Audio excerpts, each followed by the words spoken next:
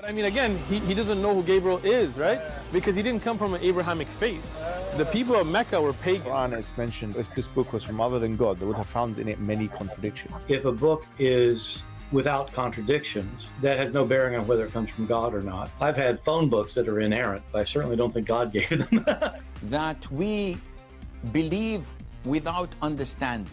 As holes. The Prophet tells us because Satan or the devil sleeps over our nostrils. Those who oversleep and not pray Fajr on time, Satan urinates in their ears. I really do think Jesus was crucified and that he really was dead and buried. He thought that he was a son of God in the sense that he was specially chosen by God. I think Jesus really did think he was going to be the Messiah, the future king of Israel. I mean, that is, after all, why they crucified him.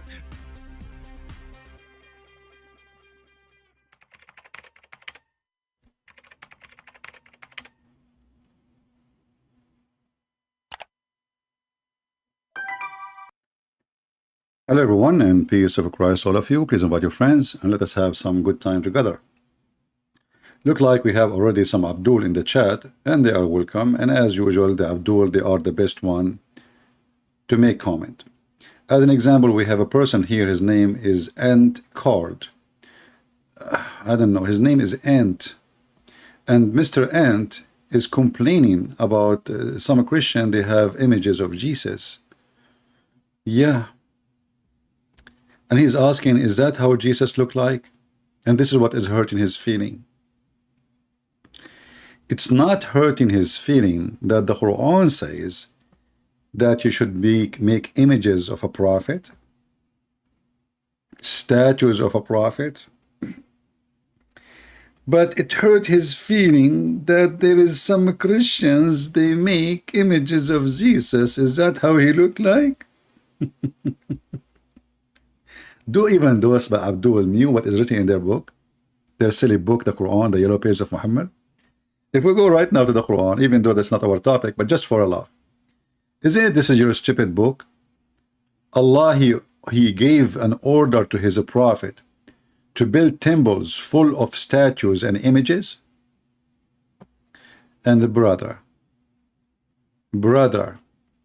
if you look at the Muslim translation, it says images. The word statues is gone. The word statues is gone. You change the translator. We go to different Abdul, because every Abdul, he have different Quran. And the proof in front of you. Different words, different meaning, different story. This guy is saying images only. Let us go to different Abdul. Keep trying, don't give up. Until the truth show up. One of them, by mistake, he will say truth, and the word statues will appear. Oh, okay, there is no statues here. There's a statues. Abdul?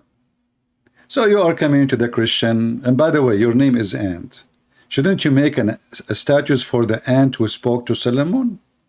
And Solomon, he could understood her speech? I mean, the Muslims, I mean, your stories doesn't make sense. How you have images of Jesus? Oh boy. Let us go to our topic. The Abduls non-stop, they attack always the Bible, right? As we see, always. But you see, the silliness of Islam is beyond imagination. I want a Muslim who agree that the book of Allah, aka the Bible of Allah, is corrupted. If you believe in that, please let us know. Show me your text.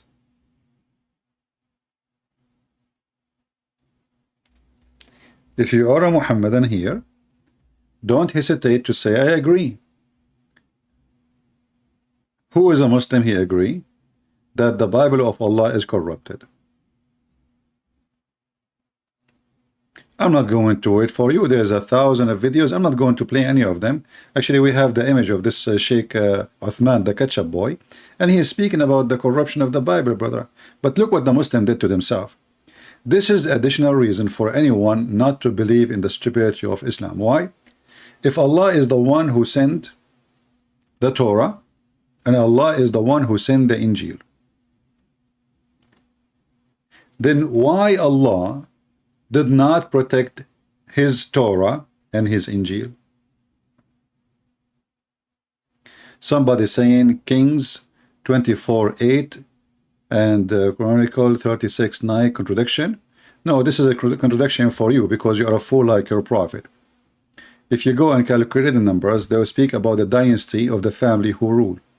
It's the same number. But for an ignorant like you, he will think this is a contradiction. However, if this is a contradiction, this is your stupid prophet Muhammad. He take an oath on the same book you are speaking of, and he is saying, I believe in thee.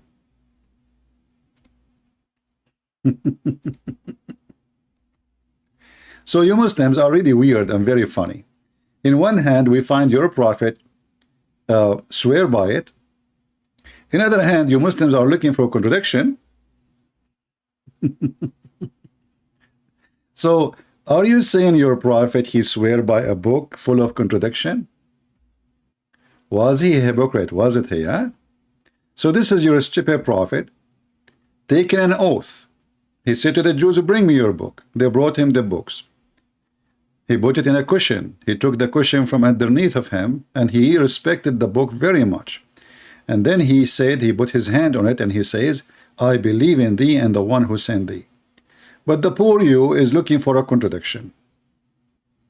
And you know, the book is you are even speaking of. You see, even if those books is even not exist, they will not add anything, they will not take anything. You know, the Muslim, when they speak, they are like a chicken, but it's a rooster trying to lay eggs.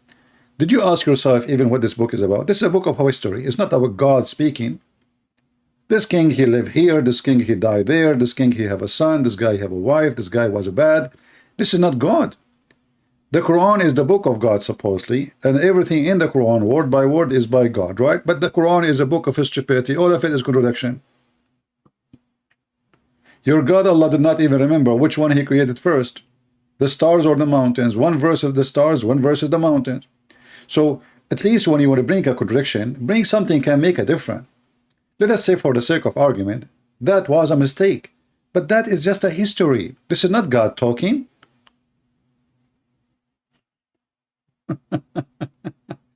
Do you see the stupidity? So here we have your prophet swearing by a book. He cannot even read. This book is written in Torah, in Hebrew. How he say, I believe in thee? Do he knew what is inside? And not only he said, I believe in thee, he said, I believe in thee and the one who sent thee. So Muhammad here is denying his God, Allah, and he suddenly believed in the God of the Jews. He's a hypocrite. If the Torah and the book of the Christians is wrong, and then Muhammad, he say, I believe in you, I believe even in the one who sent thee, and we know that the one who sent thee is not Allah, and he believe in thee, and in the same time the Quran says that the Jews, they say, they believe that Uzair is a son of Allah. So how the Edith Muhammad, he says he believe in thee, and thee supposedly have a story about Uzair. Do you remember Mimi Hijab when he was speaking to David Wood? He says to him, not a single Jew believe God has a son. Not a single Jew believe in Trinity. This is the Quran says all the Jews believe that God has a son. And this is what happened when you debate idiots. And you have to take advantage of those idiots. You know what I mean? Because they are the best to expose their cult. But those idiots, they choose the one they want to debate with carefully, so they will not get busted so fast and so easy. So look what happened now. We have a book, supposedly it's corrupted. The Jews, they believe that Allah, he have a son. His name is Uzair, not Israel. This is a lie. Israel does not exist in the whole Quran. Here we go. The Arabic says Uzair. And then Muhammad, he says, as we saw you in the hadith, I believe in thee and the one who sent thee. So he believed that Allah have a son. If this is what the Jews teach. And then if we check, we cannot find one single Jew believed ever in someone, his name is Uzair, and they believe that he is a son of God. And we challenge any Muslim to show us any reference.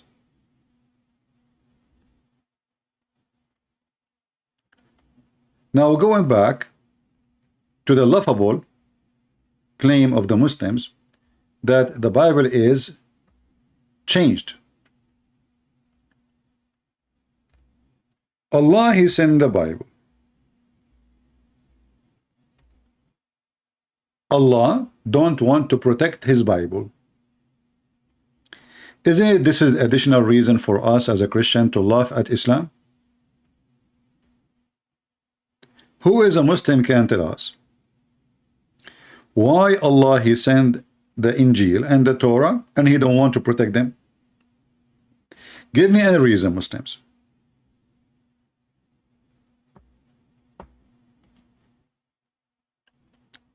And card, if you want to change my topic, I will block you. And I can find you. Your prophet says that my nation will be 73 sect. One of them will be truthful and the rest will go to hell. So don't make me send you free shipping and hand it into Allah. Focus with me. If you have an answer from my topic, you are welcome. If you want to post things that have nothing to do with my topic, I will send you to Allah. As simple as that. The Muslim, he come to the chat. He knew that there is some idiot. They love the division, you know, the Satan. So he say Catholic, Protestant. So if there is some fool, they will start fighting. It doesn't work here, Abdul. We are not Shia and Sunni killing each other. This is for donkeys. I am not a Catholic. My Catholic brothers are my brothers and sisters. Okay, Palestine. Then don't act like a donkey. So focus with me. Allah, He sent the Torah. Allah, He sent the Injil. And the funny is, it says in Arabic, Allah, He sent the book, believing in what is between His hands. Look what the Muslim they say, confirming what came before it. But in Arabic, it doesn't say that. It says, مُصَدِّقًا لِمَا بَيْنَ يَدَيْهِ, believing in what is between His hands. Do you see how they lie? So look at the stupidity here. In one hand, the Muslim, they go frenzy. I like the word frenzy, by the way. They feed a frenzy in attacking the Bible. Then their stupid frenzy book says that Allah, He sent a book confirming and believing in what is with them and between their hands. And look at the Muslim translation trying to hide the truth. You know, by the way, the easiest way to get this Abdul busted, you can take this and post it in Google.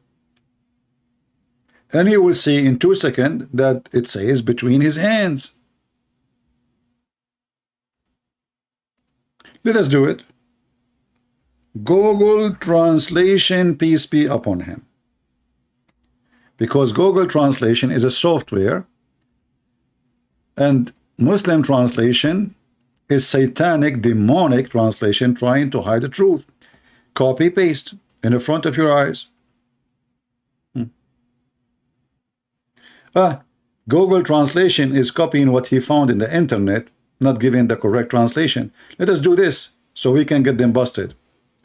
I will copy the exact 2 words, بين يديه, between his hands. See what Google do, right away he find an exact words, translate it in Google, and he post it. So let us do this. We will post only 2 words. See? The translation is still not correct. بين يديه. بين يديه. It is between his hands. If you copy the word baina alone, I will copy that's the word baina, which means between. Take it, paste it here, and this is the word baina, بين. between. If we copy the other word, the second word, yadayhi, we take it here. Or let us see, let us add it to the previous word. Bayna yadayhi, we already translate bayna to be between, yadayhi, his hands. You see? So the Quran say something, the Muslim they say something else, and they translate something else. This is why I say always to you, you cannot learn Islam from a Muhammadan. They lie. And in case you do not believe, look at the translation. why they are saying confirming what came before it when the verse have the word hands and between his hands.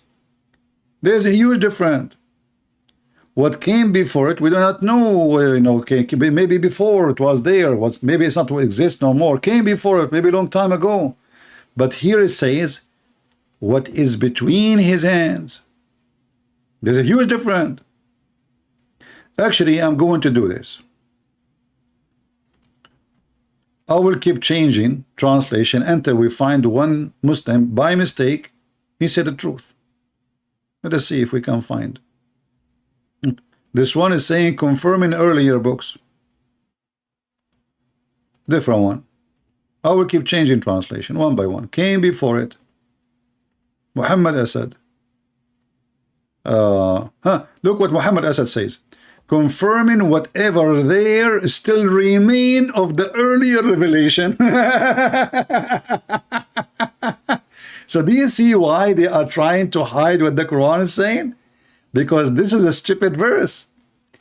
Either you confirm what is between their hands, which means what is between their hands, it is true. And if this is what the Arabic saying, then we have to fix it. This is an embarrassment. The Quran is a stupid book written by a stupid man. Let us continue. So this guy, he had a long line which is not there. Biktal. Confirming which was revealed by it. Let us continue.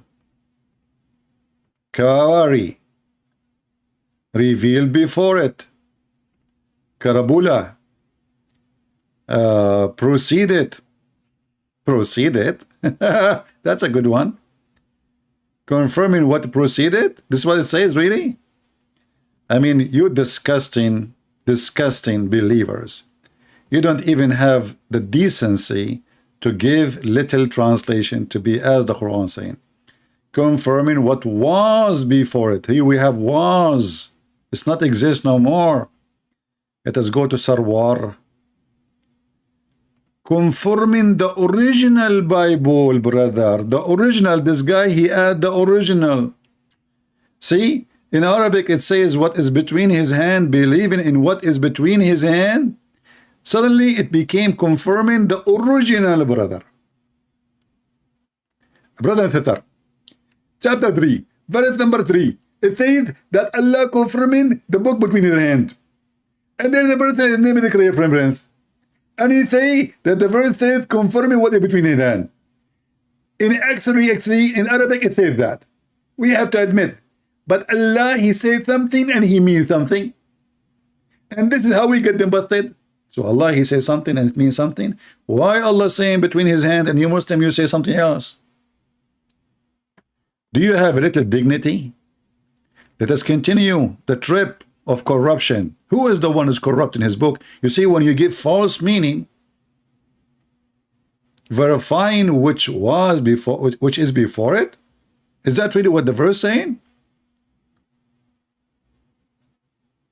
I don't know. We finish all the English translation. Let's see his Arbari. Let's go up. Ahmad Ali. Before it. Ahmad Raza Khan. Confirming the book before it. Again. Arbari. Confirming what was before it. Community. Before it. This is the same. Daryabadi. Before it. Hilali Khan. Before it. Itani. Before it. Khattab. Before it. Maududi. Earlier book. Confirming earlier book, brother. Mabaraka Baruri. Before it. Those we saw them already, I think. Karari, before it. Karabala, yeah, we showed those one. Proceeded. But all what you need to do, just go, copy those words, Take them to Google Translation and you will find this is what it says. Actually, you know what? I will do this. I will copy the word yaday as it is, and I will search for it in the Quran. Just to show you how Muslim, you know, this is the religion of the devil, literally. So I will post the same exact word in the search engine. Hit. Yadayha.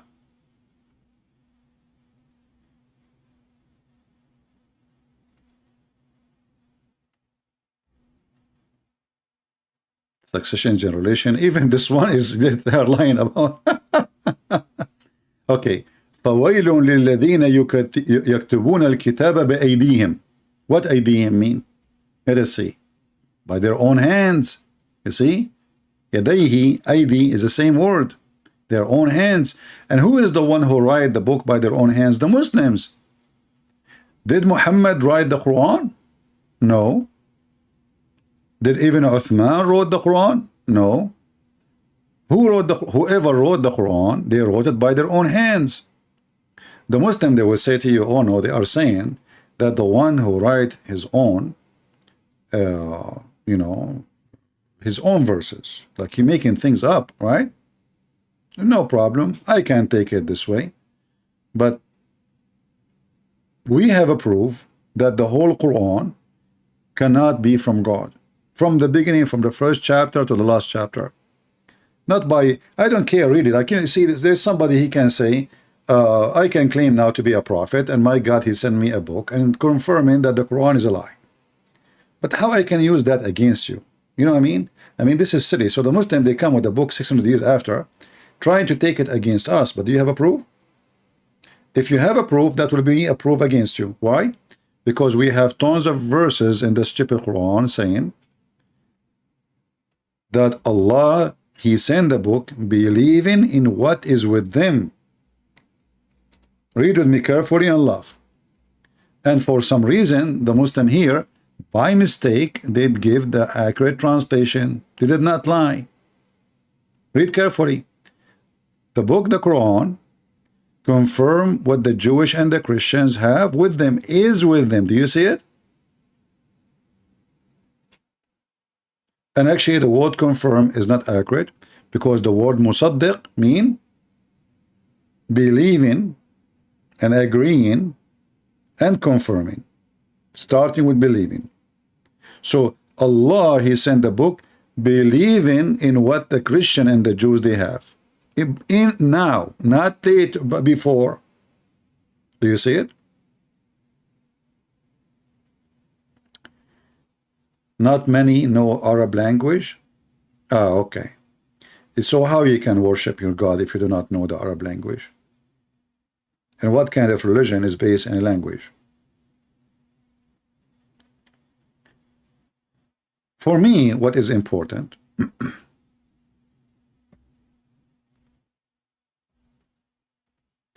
that when the Muslims, they say that the gospel of Allah and the Torah of Allah, if they ever exist, they are corrupted, they are giving us additional reason to believe that Islam is a fraud.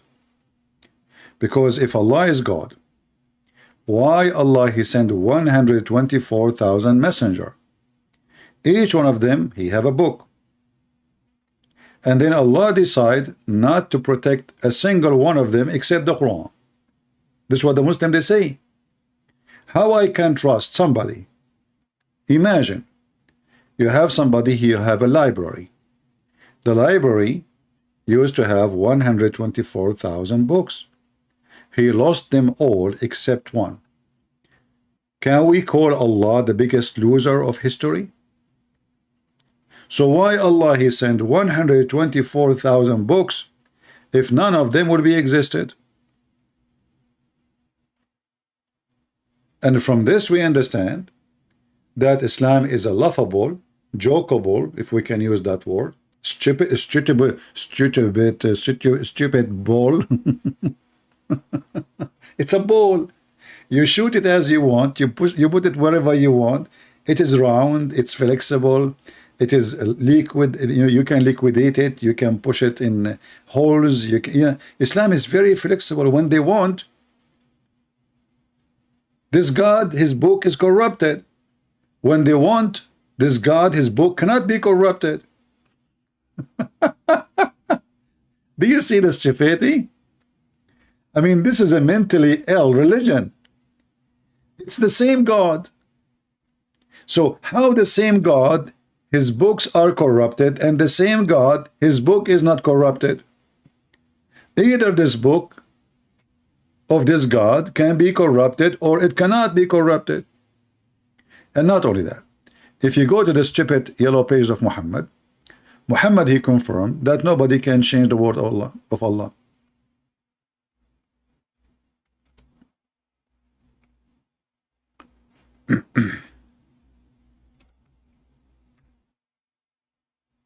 Read carefully.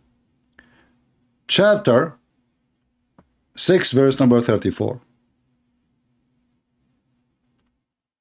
And this verse speaking about messengers before Muhammad. What it says there? None has the power to alter the word of Allah.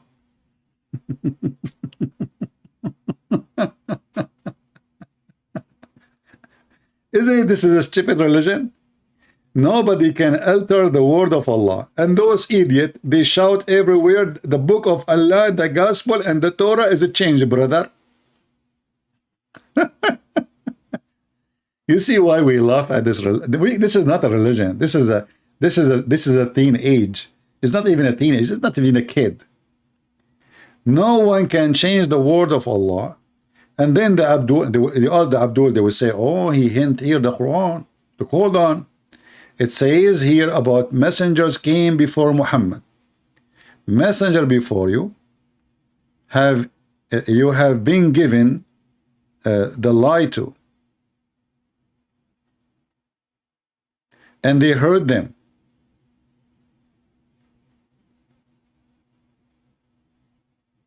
And then persecuted. Until our help reached to them. None has the power to alter the word of Allah. So the whole verse is speaking about messengers who came before.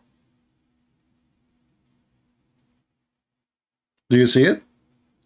So how this stupid God, he is saying nobody can alter the word of Allah. The word of Allah is all his words. Is the Quran is only word of Allah?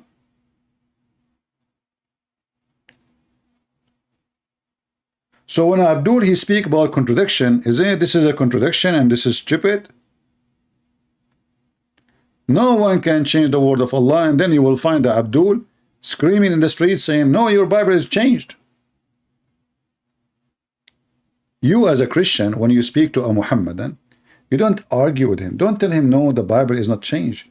Just tell him, relax, relax. You know, remember Sheikh Uthman? Relax. Later they get him busted. Relax. Tell him, oh, you are saying the Bible of Allah have been changed. And you right away you will see how the nail is going to be so hard in his bum. He will say, no, no, no, I'm talking about you. You said, no, no, no, no. You are saying, who is the one who sent the Bible? Isn't it Allah? Who is the one who sent the Injil? Isn't it Allah? So you are saying to us, the Bible of Allah is a change. So what's my problem? I want to know exactly what is my problem.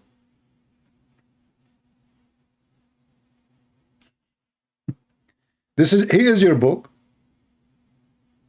This is your book, Muslims. And he is your God. He is the one who sent it. And you are saying to us, the book of your God is changed. So what's my problem? Any Muslim can help me?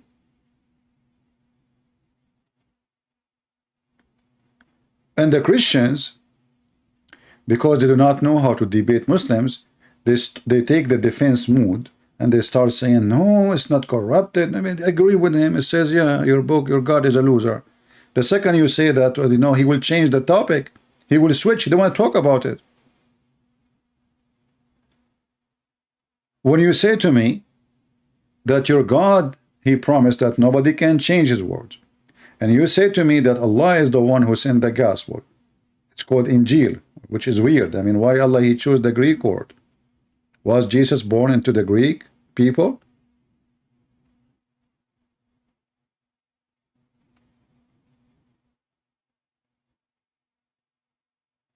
In Indonesian translation, they added a bracket, promises after word of Allah. I don't know what that means exactly. Promises? Okay. But anyway, Allah saying nobody can alter his word. That's it. Whatever. Promise or not promise, it's okay.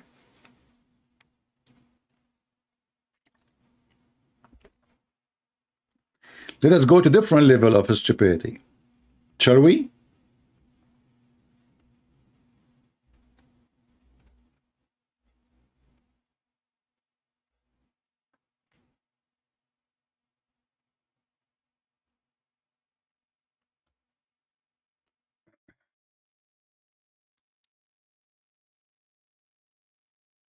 This verse will make any Muhammadan lay down in the floor and his leg is up and he will give birth even if he's a male.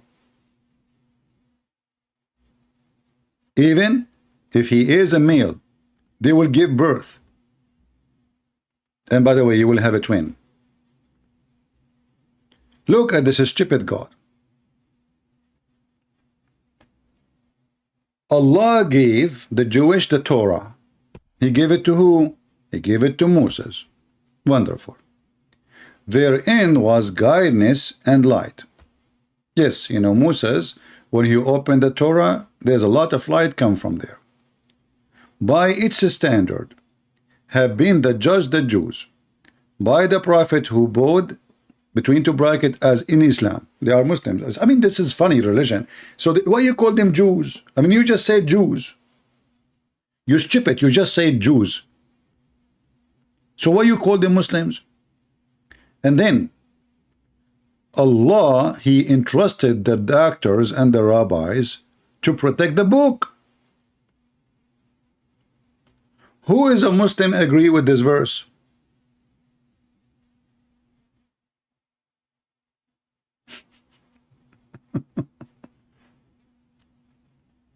Who is a Muslim agree with this verse? Anyone knows what is the problem? Let's see. I want one of you to help me. Who noticed what is the problem with this stupid verse?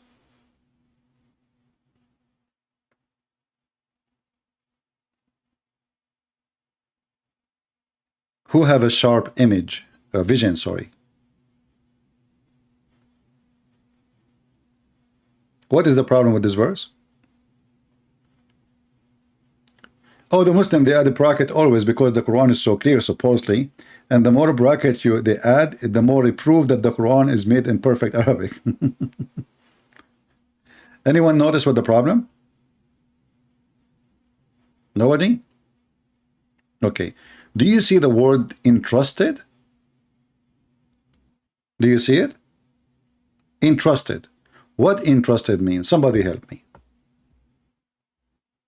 What the word entrusted mean? When somebody says, I trusted you, what does that mean exactly?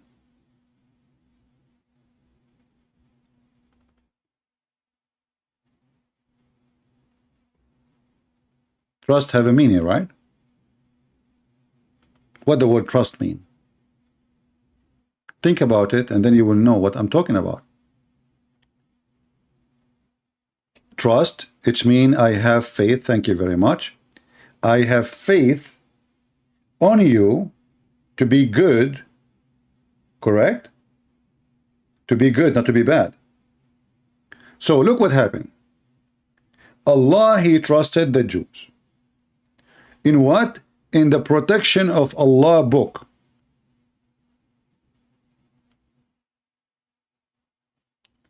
Anyone knows what that means?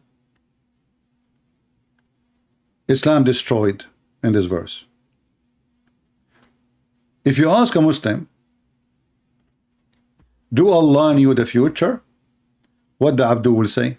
Sure, Allah, he knew the future. What are you talking about? Yeah, he knew the future. Okay.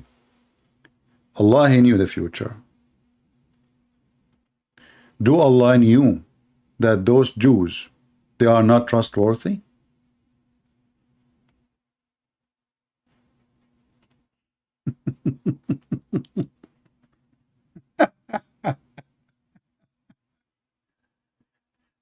So Allah, he have faith on the rabbi and the scholars to protect his book. But the rabbi and the scholar, they gave Allah a finger.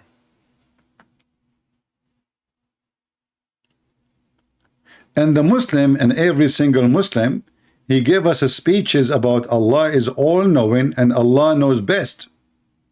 Do you see how Allah knows best? Do you notice how Allah knows a lot of best? Are you kidding me? This is the best of the best.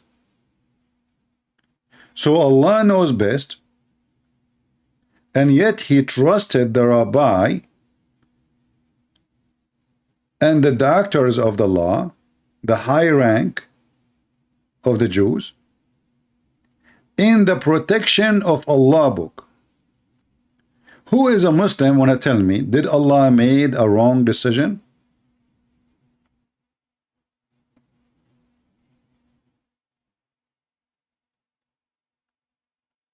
Did Allah made a wrong choice? Was Allah wrong in his choice? So when a Muhammadan, I hope you guys are taking notes. You see, if you want to learn really how you can debunk this stupid cult so easy, I advise you, like today we have a topic, right? We have a title, the Bible, and the corruption and the change. You open a little document, and whatever I show on the screen, make a note, save the file, and name it. Once you need reference, you just open the file, and you have it all there. So, what this verse is saying, that Allah do not know best, Allah is stupid. And the proof of that, you see, I can say, the Muslim can say, well, Allah wanted to test them. Allah, he wanted to test them. You know, test them, it says here, entrusted them. He entrusted them. And trust coming from faith on them. So your God, Allah, have a wrong faith. And obviously this is an act of somebody he do not know tomorrow. He do not know the future. And Allah entrusted them in a specific job, which is the protection of Allah book. Does it say Allah book? It says that, right? It says Allah book. So how the book belong to Allah and the protection of the book is given to someone he will die tomorrow, or a year after, or 10 years after, or 50 years after. Do you understand what I'm saying? Let us say one of you, he says to me, Christian Prince, I trust you to protect this book. But that can be valid if I'm going to stay alive forever. But all of us, we knew that a human being are limited in life, and their life is very short compared to what this age of the universe is. So when he entrusted those rabbis, and they are specific people,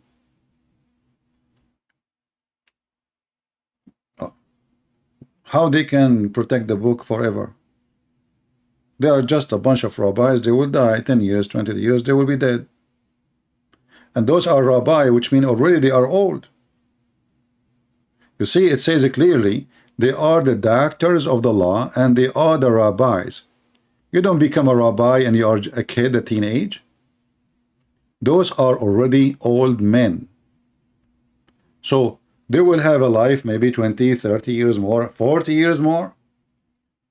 But they cannot be entrusted to protect the book of God, for their life is not forever. So here you see again the stupidity of the so-called book of Allah. They complain about corruption of the Torah and the gospel. Then the same book confirmed the Torah and the gospel. And the same book says that Allah trusted the Jews to protect the Torah and the Torah here at least, you know, and the rabbi. And even it says he trusted them, you know, not to fear any man. Right? But trust trust is a big word. When somebody trusts somebody, it's mean in that moment he believes that those people are really, really good. They are trustworthy. So when Allah, he trusted the rabbis, obviously, based on what Muslims they say today that the Torah is a change, obviously Allah trust was a foolish trust.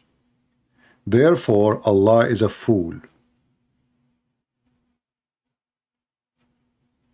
Any Muslim don't agree with me?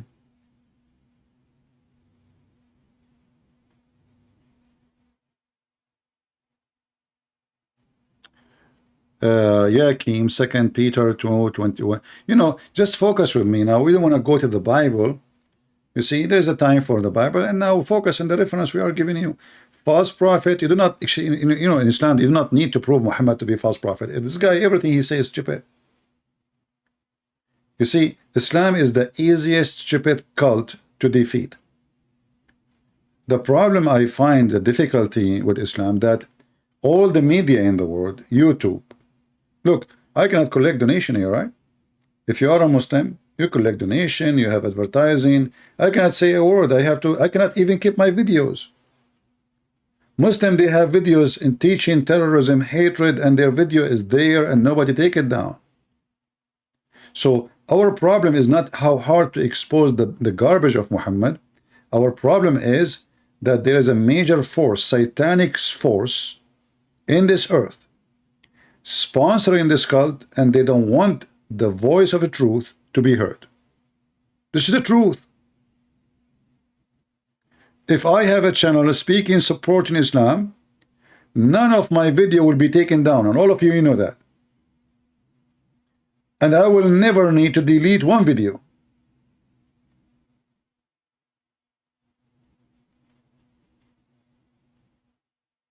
Isn't it this is telling us all the story? Look, do you see in my videos I'm teaching hatred? Am I teaching violence? So why they take my videos down? Why YouTube side with them? Why Facebook side with them? Why Twitter side with them? The devil is additional proof that Islam is satanic. All those who support Islam, they are the devil. They speak of a freedom of speech, but the freedom of speech is only for Muslims.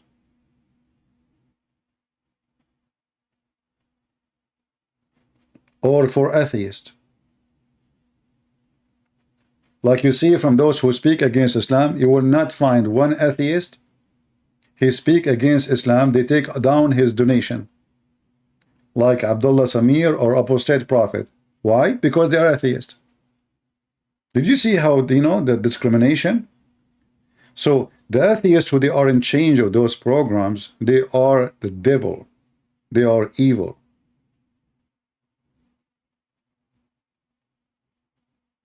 If I am an atheist, my channel will be fine. And they try their best to kick you out of their system. And this is what happened to David Wood. David Wood, you know, they took the donation off, they took the advertising, they took, and they keep sending him warning after warning, you know, take this video down, take that video down. So the guy, he gave up. But that will not work with me. You take this channel, I will make 10 channels. Who cares?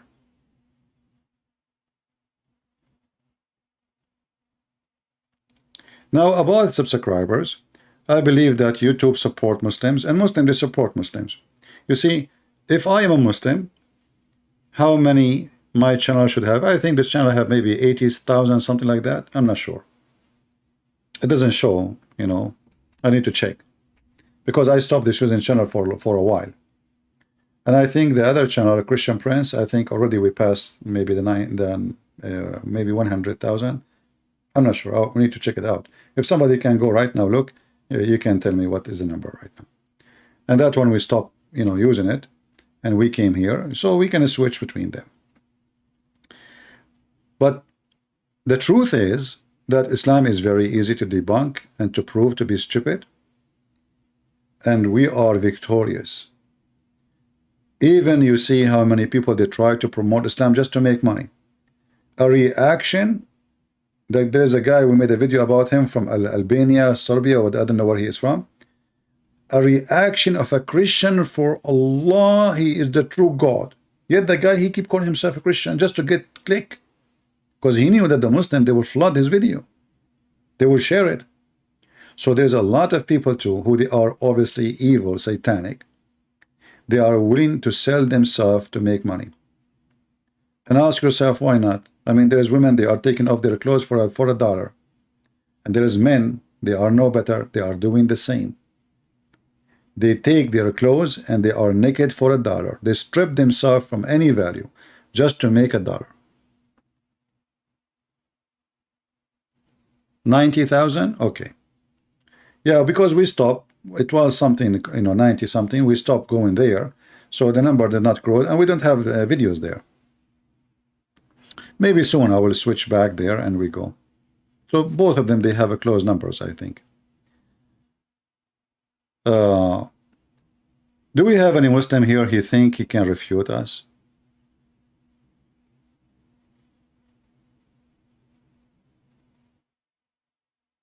Anyone? Any Muslim can answer the stupidity of Allah? And do me a favor, when a Muslim, he says to you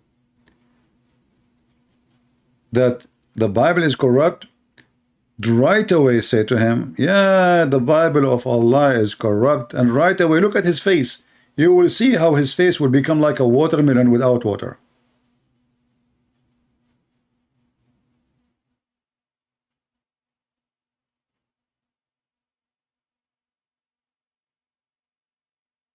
Just agree with him.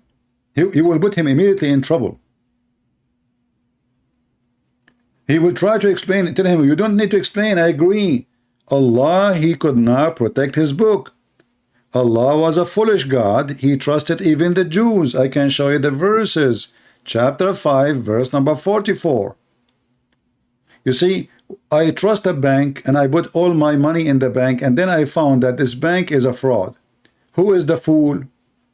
The bank or the one who trusted the bank? Do you understand what I'm saying? When you trust, and then your trust came to be false trust, how you can tell me that Allah is God?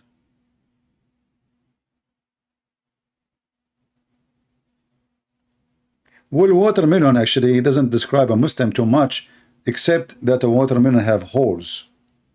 You see, do you know that the Muslim, they have fatwas that you can have sex with watermelon? I'm serious. I mean, this is a religion, is not only satanic, it's sexual, weird. I mean, why in the world anyone, how in the world that there is a man, he is going to have sex with watermelon?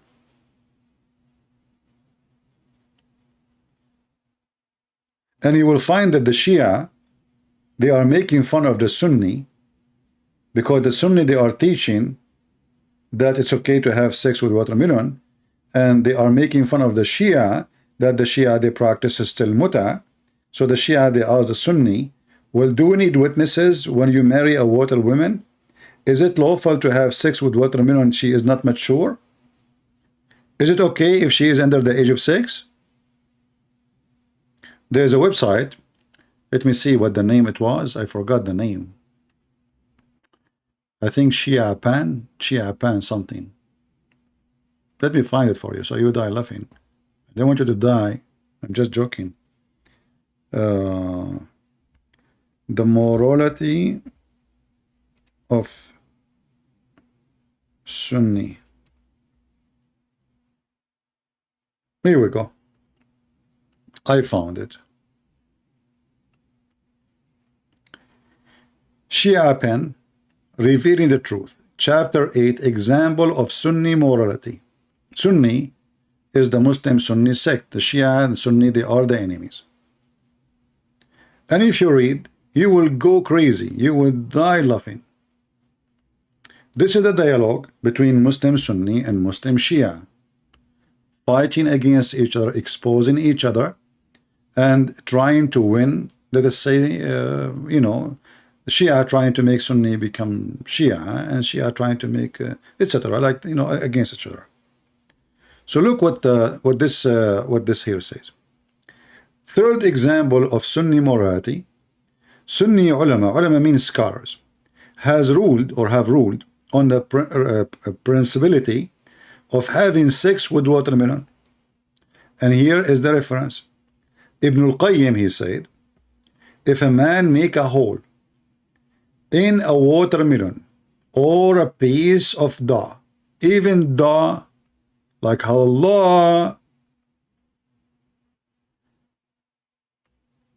can you trust? You see, we are using the word trust now.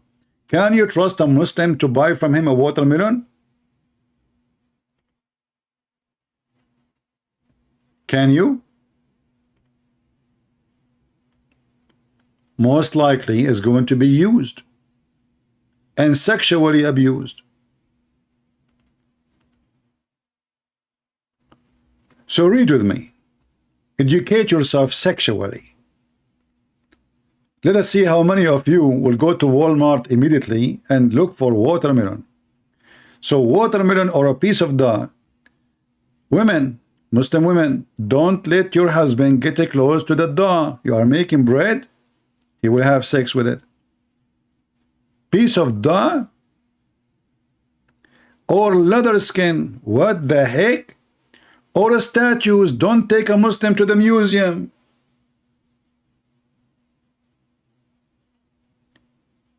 You take a Muhammadan to the museum, he will have sex with the statues and sex with it.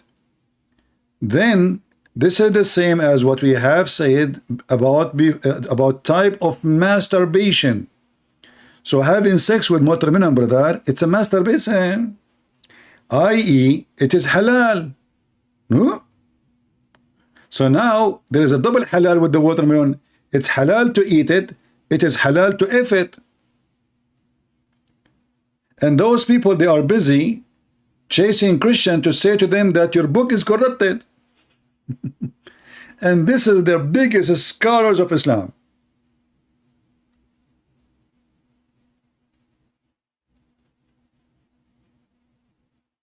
Here the Shia, they are asking the Muslim Sunni some questions, serious questions. So look what they said. All the Muslims should certainly be grateful that Ibn al-Qayyim has offered advice on the easiest way to masturbate. So thank you, Ibn al-Qayyim. And clearly Ibn al-Qayyim has done a lot of personal research in this issue. This is the ruling of the saved sect. So the Muslim Sunni, they call themselves, they are the saved sect. Certainly temporary marriage, which Muhammad, he taught Muslims to do, and then the Muslim Sunni, they claim that he forbid it, but the Shia, they still practice it. So now you understand what they are fighting over. Shia still practice temporary marriage, which is not marriage really, it's sexual, 1 night, 1 hour contract. With the women is haram, but like, you know, temporary marriage with watermelon is halal. In this defense, perhaps Ibn al-Qayyim only meant that it's allowed to marry watermelon with the intent of divorcing it for doing muta with the watermelon. Would clearly be an act of fornication. So, you know, the Shia, they are returning the excuse the Sunni they gave about muta. The Sunni, they say if you practice muta now, it's a fornication. But the Sunni, they have different form of muta. You know, they have zawaj friend, 1 day stand. We have a video of Mimi Hijab. He was saying to the Muslim Sunni, you go and marry somebody for 2 minutes, 5 minutes. We play the video many times. You can search for the video, Muhammad Hijab Abu Khadija. In English, Abu Khadija. Khadija. You will find it right away. So this is Islam. And the Muslim, they are coming after us, says, you change your book. Now, if I want to read the rest of this page, you will go crazy. So I'm not going to read it. I'm going to post it for you so you can enjoy reading it later for your sexual orientation. Because until now, none of you know anything about sex yet. The only one is expert with the art of sex is the Muhammadan and the Muslim Sunni specifically.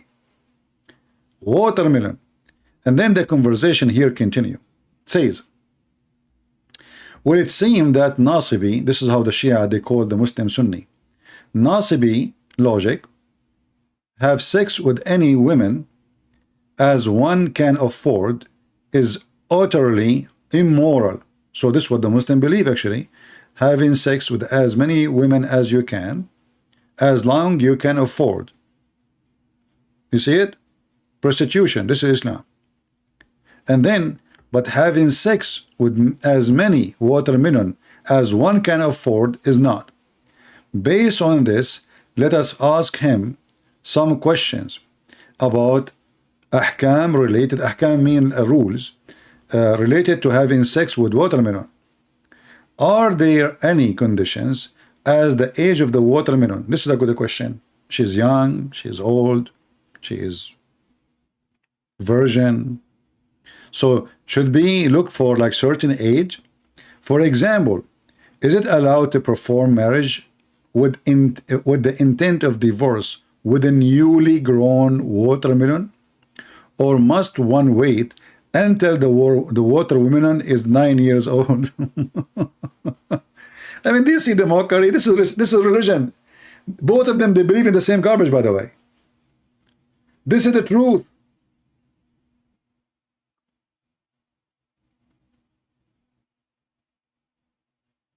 Muhammad, he married Aisha at the age of 6. He was molesting her until the age of 9. At the age of 9, he did boom boom. So this guy is asking the Sunni, so shall we wait for the watermelon to become in the age of intercourse?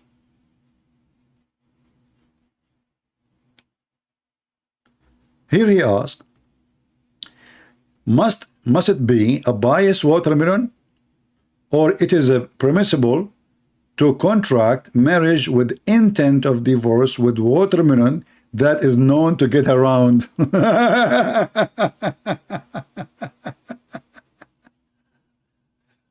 Sound like you are lying about watermelon?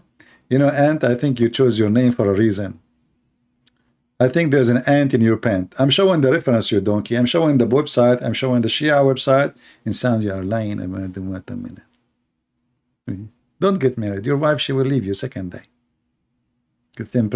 Sound you are lying about watermelon, okay? But so, I'm reading the screen. This is your website. I mean, do you see the stupidity of these people?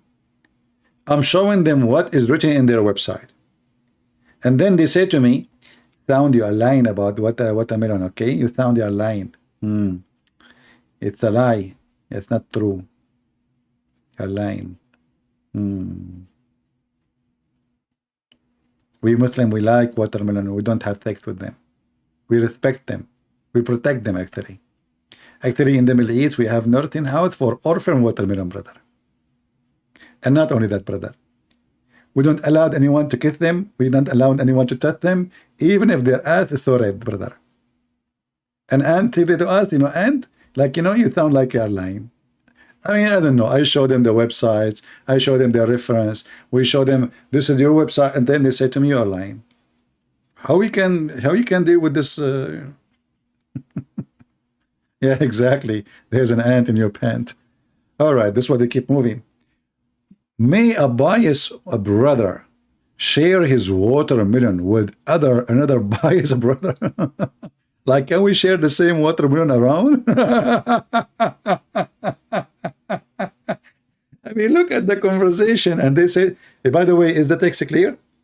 You see, I returned to the old method of broadcast because I think this is way better than, you know, that one is confusing.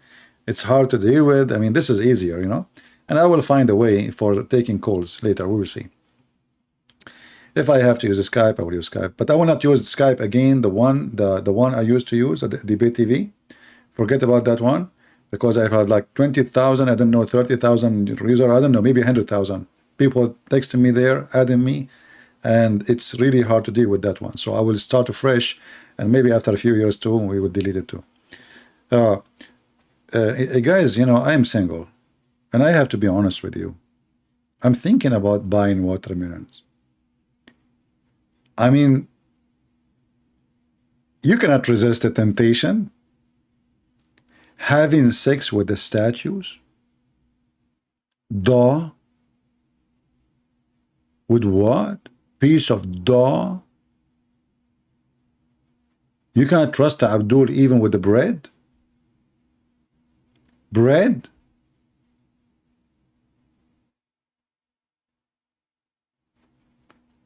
You leave him with watermelon, he if it. You leave him with the bread, he if it. Leather skin? Statues? You take him, don't take him to Rome.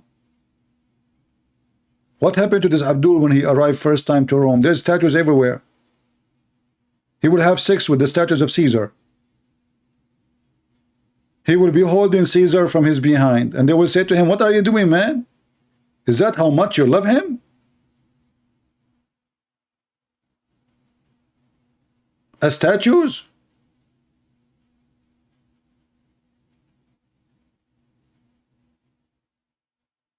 You take a Muslim to the museum, he will paint every statue with his sperm. And then, you know, the conversation continue here. It's getting more educated. The education is getting more deep. So let us remember the word of Dr. Salama quoted in the beginning of his book. So this guy is writing against the Shia. Muta, on the other hand, is an open license for sexual pleasure with as many women as one can financially afford. The women who engaged in muta are hired women. Thus, it can be performed with all women irrespective of their age, character, conduct, or religion. It requires no witnesses, nor it is there any obligation on man part to provide food and shelter for the women. And here we ask yourself, as long this is how bad the muta is, so how the Quran allow it? Do you see the hypocrisy?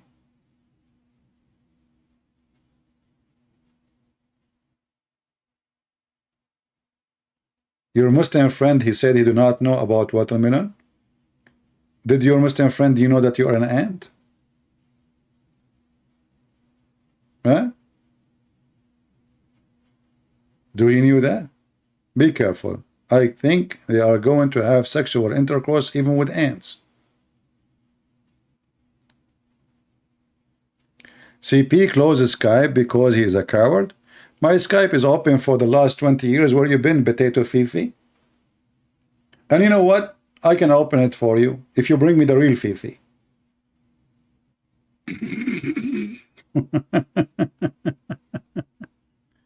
Just get lost, son of Muta. My Skype is open for the last 20 years. Where you been, Potato? And by the way, it's still open. I can open it now. Do you want to play? Do you have watermelon with you? Do you have a hole in it? Or I make a hole? What a coward, son of Muta. I challenge Christian Prince to debate me face to face. You face to face, ass to ass, you coward. All what you need to do is just call me.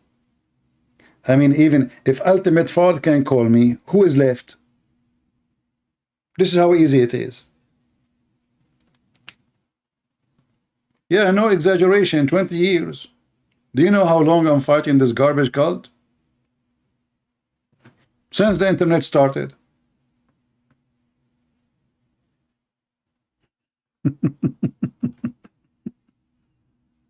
No exaggeration.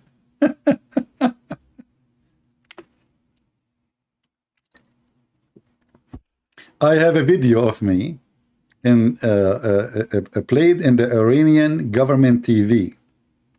They made a program about Islamophobia. Look who is talking about the phobia. And from all the internet, they could not find anyone present the Islamophobia better than Christian Prince. In the TV of the mullahs of Iran, the official government.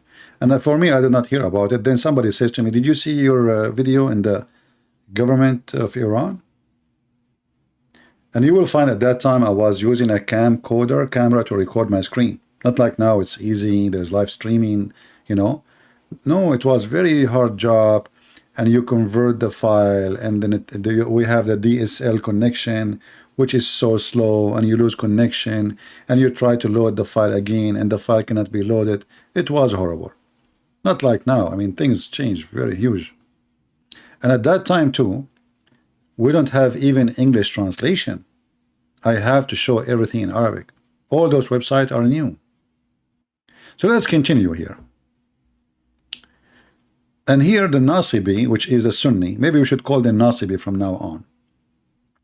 It seemed that they can have sex with as many women as one can afford, is utterly immoral, but having sex with many watermelon. So now the whole discussion is about a Muslim Shia. They can have sex with as many they can afford. But isn't it the truth is that the Muslim Sunni, they do the same? If there is a limit how many women you can have sex with in Islamic Sunni religion, there's no limit. You can have 4 at the same time, but you can divorce those 4 every 2 seconds if you want. And you can replace them with other 2, 4. And I think it's time to block you. Your friend, he told you? Okay. I want you to go and sit with your friend. You're acting like a child, so I have no time to see your text. My friend told you that it's not true. Okay. Let's see. Example of Sunni morality. A Salafi woman, which means Sunni women, she can suckle a Salafi man with a beard. And actually, I have to admit, I like this. You know, I like hunting, shooting, hiking, and I'm not going to talk about the last one. Let us read. Salafi women can suckle a Salafi man with a beard. By the way, I'm Salafi, and I have a beard. So I'm ready. I have all the requirement and the qualification. And then the Muslim, they come to us and they say, your Bible is corrupt.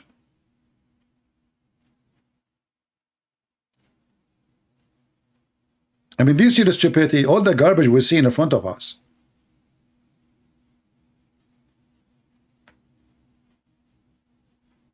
For me, by the way, I don't like to accuse the Quran to be corrupted. The reason is, if we keep saying that, the Muslims by time, they will agree. They will find that this is the only way to can escape the reality that Muhammad is a false prophet. Because then they will say, see, okay, the Quran have mistakes and stupid things in it because the Quran is corrupted. But the original Quran was true Quran. We don't want to go there. We don't want to go there.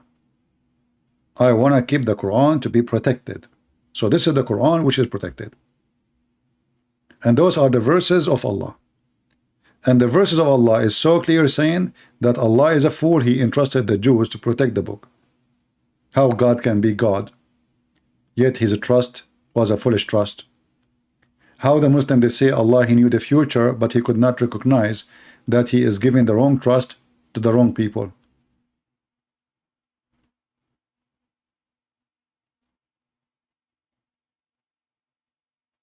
Otherwise, we can show tons of reference and proofs that the Quran changed.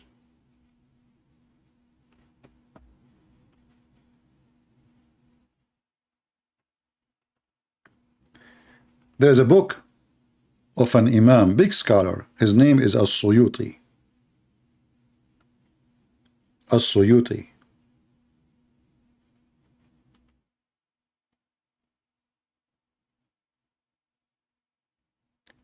He have endless number of quotation.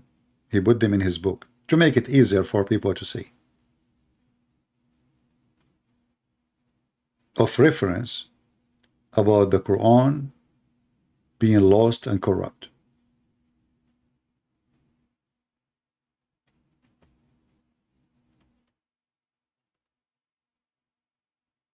And when the Muslim, they try to defend, let me show you an example of the defense. Here it says that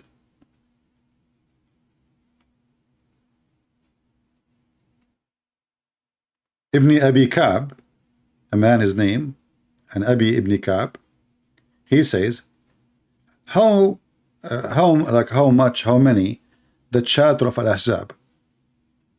This is the same chapter I speak about, you can do work as a pimp, if you remember. He said, what we read now is about 70 something verses. And then he continues saying, and I did read it with the Prophet of Allah, equal size to the chapter of the cow, even longer. And in it was the verses of stoning to death, ar-rajm.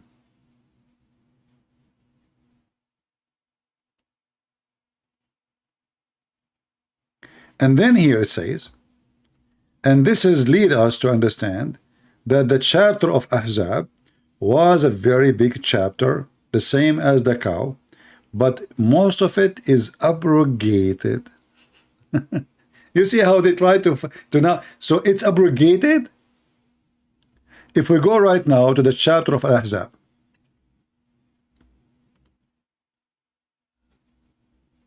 this is a chapter 33. Let us go to the end. Look how long it is, 73 verses. 73, the last one is 73. See it? Okay, wonderful. We just saw that the chapter of Al-Ahzab used to be equal to the cow chapter and even longer. Let us go to the cow chapter. Chapter number 2. And again we go to the last verse. This is the longest chapter in the Quran. Look how long it is.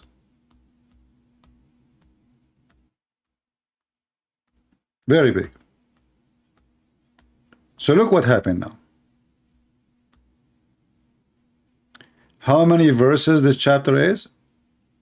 Is 286. 286. How many is Al-Ahzab now?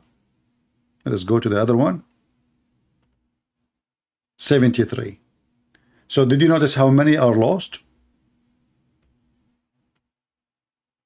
And then the Muslim, every one of them, he tried to fix it. Some they say, oh, most of it is abrogated, like, even if it's abrogated, where it is. Then they say to you, oh, don't you know that the Quran there's a 3 kind of abrogation? One of them is abrogation of recitation. Why you abrogate recitation?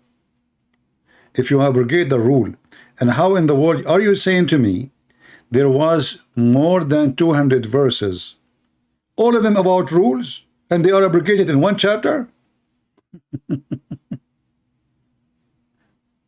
So this God, he made 200 verses and he ripped them apart and he says, don't show me where it says that.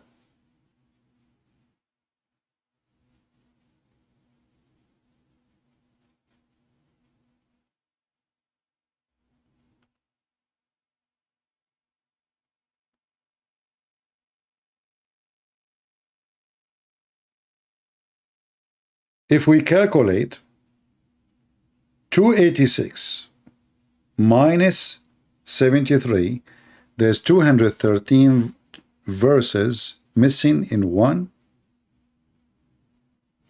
chapter. Just in one chapter. Just in one chapter.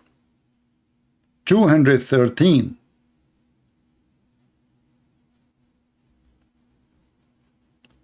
And how the Muslim, they try to fix it? They say Allah knows best.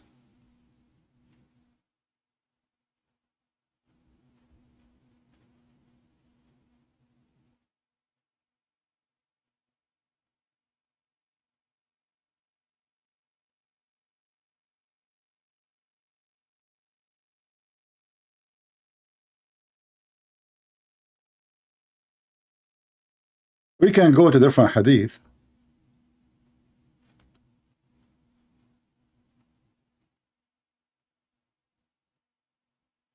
Actually, there's a verse in the Quran.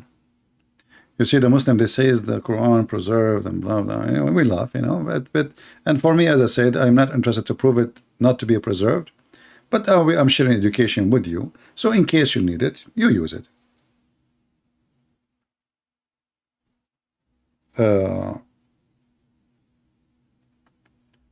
If you remember, there's a verse in the Quran.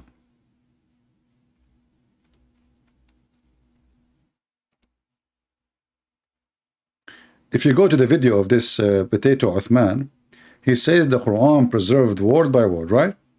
Just to show you a very clear proof.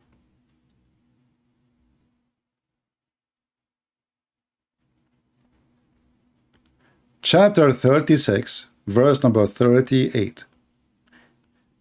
So guys, by the way, which one is better, the previous broadcast or this one as a screen and sound? I think this one is better, right?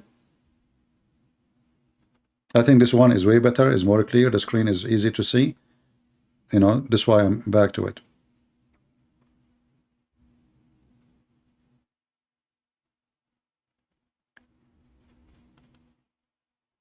So, do you see what the verse is saying?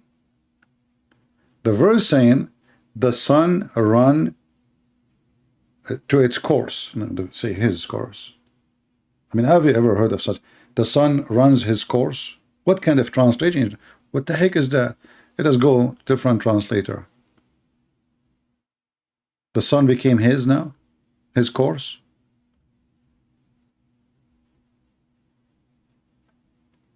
And the sun runneth and on into a resting place for him. Change the translator. I mean, what the heck is this? What those people are I mean, are they using like software to translate? Look like it. And the sun runs on its fixed course for a term. Okay. So does it say it run or it says it doesn't run? Somebody help me. Does it say it run to a fixed course or it says it doesn't run to a fixed course? This is a very important reference. I'm going to share it with you and I want all of you to save it. So, and the sun runs on its fixed course. So this is what the Quran we have in front of us says. Let us go to Ibn Kathir.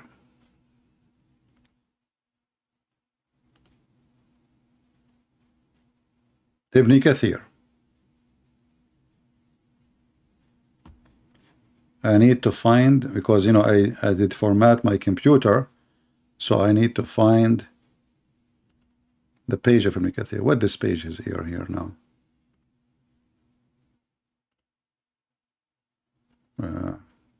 What happened? Okay, Ibn Kathir. Ibn Kathir.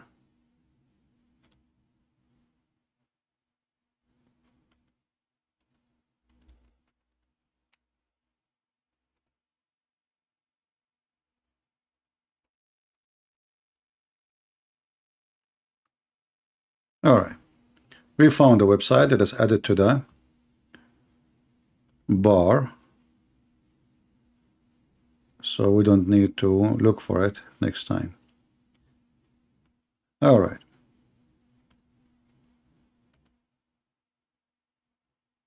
So in Ibn Kathir, let us show you. Oh, we closed the page by mistake. Unbelievable. Unbelievable. All right. So this is Ibn Kathir. Let us put it on the screen again. Chapter 36.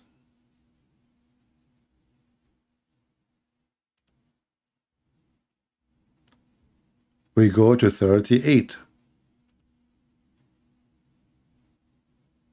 I want you to take reference. I will post the link for you. Ibn Kathir is saying exactly what we were saying in that Quran. In the Quran they have now, the popular Quran, let us say, because there's many Quran. And the sun runs into a fixed course. So it says the same, nothing changed. All right. Let us go down a little bit.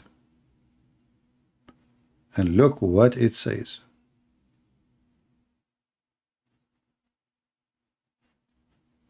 And the sun runs with no fixed course for a term. Do you see it? Do you see the opposite? Guys, did you see the opposite? So Ibn Kathir is reporting two recitation of the Quran. One is saying the sun runs to a fixed course, and the other one saying, and the sun runs with no fixed course for a term. How that can be? How both of them can be exist? Go back a little bit, huh? Up, a little bit, on its fixed course for a term. So the sun run to fixed course. Its fixed course beneath the throne. That's what it says. And the sun runs into a fixed course for a term. Okay. We go down a little bit. It says, other recitation, وَالشَّمْسُ تَجْرِي لَا مُسْتَقَرَّ لَا. You see the word la here? La mean no. No settle in place for it, and that changed everything. See, the Muslim, they lie. They say that the Quran is sent down in 7 recitation, and they are not really different Quran. It's just different dialect. But this is not a dialect. This is the same dialect of Quraysh. Nothing changed. And the word la mean there's no fixed course. And that is totally the opposite of the same verse which is in the Quran of Saudi Arabia today. So which one of them is true? This is an example of their lies, because it cannot be both. You see, they cannot say this is metaphorical. This is about the movement of the sun. And Ibn Kathir, he explained the Prophet was riding his donkey, and he have a guy behind him, because you cannot sit in front of Muhammad. Remember, his private part is always busy. He's a prophet. Come on. So when he was sitting behind the Prophet asked him, do you know where the sun goes? Abu Dhar means the father of the ants. Do you know where the sun set? I said, Allah and his messengers knows best. He said, it set under the throne of Allah. It goes and prostrates itself beneath Allah's throne. And this is additional proof that Muhammad is a fraud, because he think that the sun is moving every day from point A to point B, and point B is under the ass of Allah. May Allah ask you, Abdul.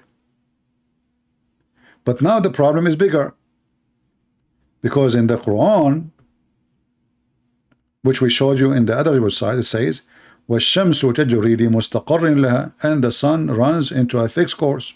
So it runs to a fixed course. But there is other reading for the Quran, which Muslim cannot dispute, says the opposite. وَالشَّمْسُ تَجْرِي لَا مُسْتَقَرَّ لَهَا, and the sun runs with no fixed course for a term. How we can fix that? I think all the watermelon in the world, they cannot fix this hole, which is a hole in the narrative. Do you remember Mr. Hole in the narrative?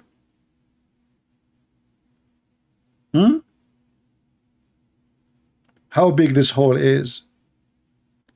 Do the sun runs to a fixed course, or the sun does not run for a fixed course? How both recitation can be true? And why they lie to us? They say it's just different dialect.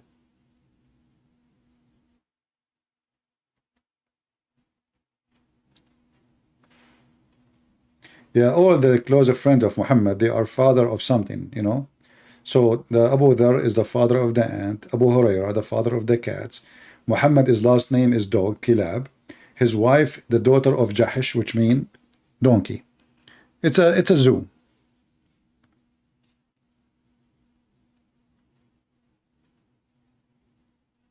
Do we have any Muslim here have an objection?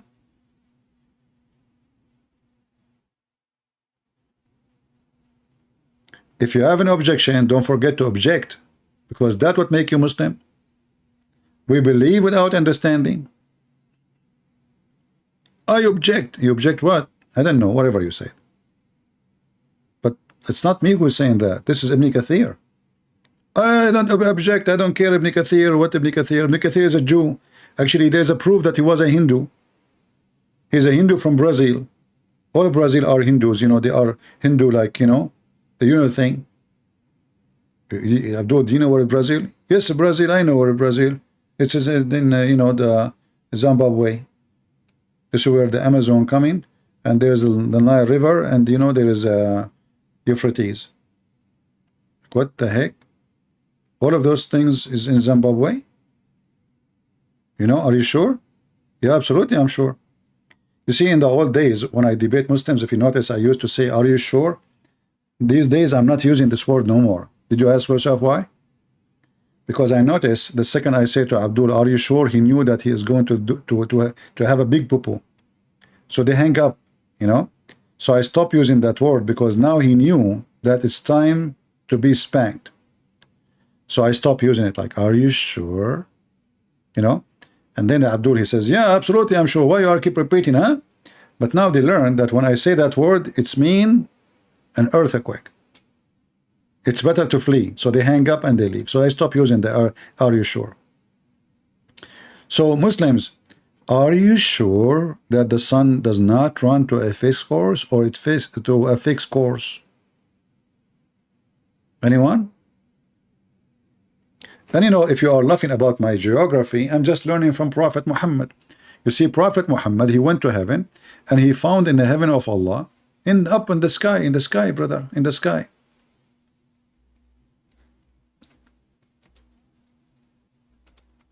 That Sihan wa Jihan and Nile and Euphrates are in heaven, in the sky. You don't believe it? Read it. The guy, he went to seven heaven in the top of a flying donkey. And what he discovered? He discovered that Sihan wa Jihan, the Nile River and Euphrates, they are coming from under the tree of Allah. And then you ask yourself, did Muhammad really go to heaven, or he went to Ethiopia? And Nile River is in Ethiopia, and Euphrates in the north of Syria, south of Turkey. How that happen? And Sihan and Jihan is the same.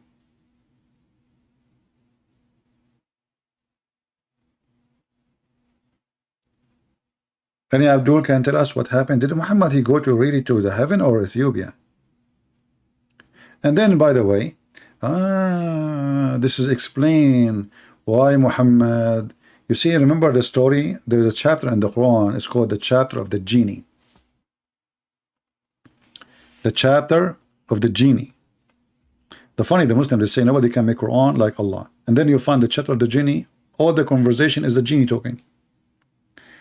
But anyway, if you remember, once upon a time, the Prophet was traveling.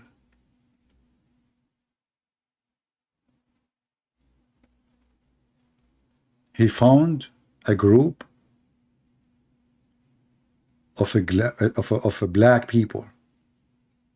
In Arabic, they call them az-zut, very dark, with very dark black. And brothers and sisters, do you know what those black guys did to the Prophet? They start riding him. So I am thinking, maybe since Muhammad he went to Euphrates, and where the Nile River is coming from, I think this is where he met those black people, and they were naked. And they were riding Muhammad all day long. All day long.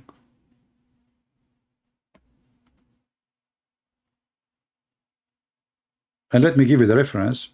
So you can use Google Translation, peace be upon him.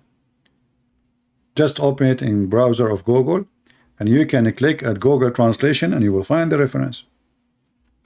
A bunch of black guys, they were riding Prophet Muhammad all day long, to the point at the end of the day he cannot move. And it says Rakibu. You know Rakibu?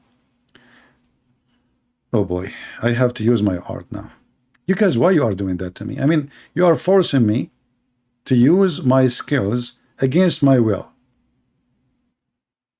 I mean, come on. That's not even fair. See, I mean, why they do that to me? Why? Is that because I'm like an Arab and I'm very like kind and nice, you know? So rakibu, let us draw it for you. Draw it. I know, all of you. You cannot wait to see my drawing. I'm born gifted, by the way. Since I was a kid, I was like 1 day old. You know, my mom, she told me, like, I took the, my dad, he have a B7, and I took it and I shoot and I start drawing in the sky with the B7, you know. So like I'm artist since born, you know. Since I was born, I was, alhamdulillah, I was born artistic. And this is a true story. If you don't guess, you don't believe me. And who cares if you believe me or not anyway. So this is a Prophet Muhammad. In order to ride him, he have to go in his four, in his legs and his feet. And the guys, those African guys, according to the story, the one I gave you in the website, they were riding him. I don't know how many of them they were riding him in the same time. This is one of them, his legs is down. This is the second one. The Prophet is strong, by the way. I mean, come on. The guy, he can have 6, like he have the power of 40 men, so he can imagine how many he can handle. So the hadith says in the reference we gave you, they were riding the Prophet, a group of Azut, which is very black people, all day long. The first time I did read this, I asked myself, how in the world this can be happening? And how in the world that the Muslim, they say, they filter anything is insulting to the Prophet. Remember, when the Muslim wrote the books about Muhammad, they said, like Ibn Ishaq, he said that anything is not suitable to be written, I took it off. So this is after the filtration.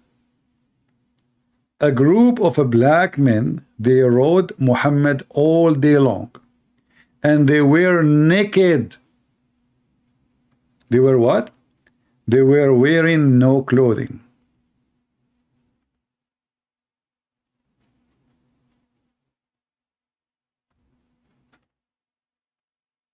And this is the reference in front of you. The book of Musnad Imam Ahmad. Let me use Google translation.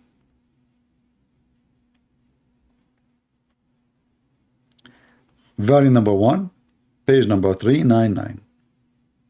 And here you see the story from the authority of Abdullah ibn Mas'ud. This guy, he claimed that he was with the Prophet of Islam when this has happened. So there's a group of black people. Let's see if the translation will come right. You see, they were wearing no clothes on them.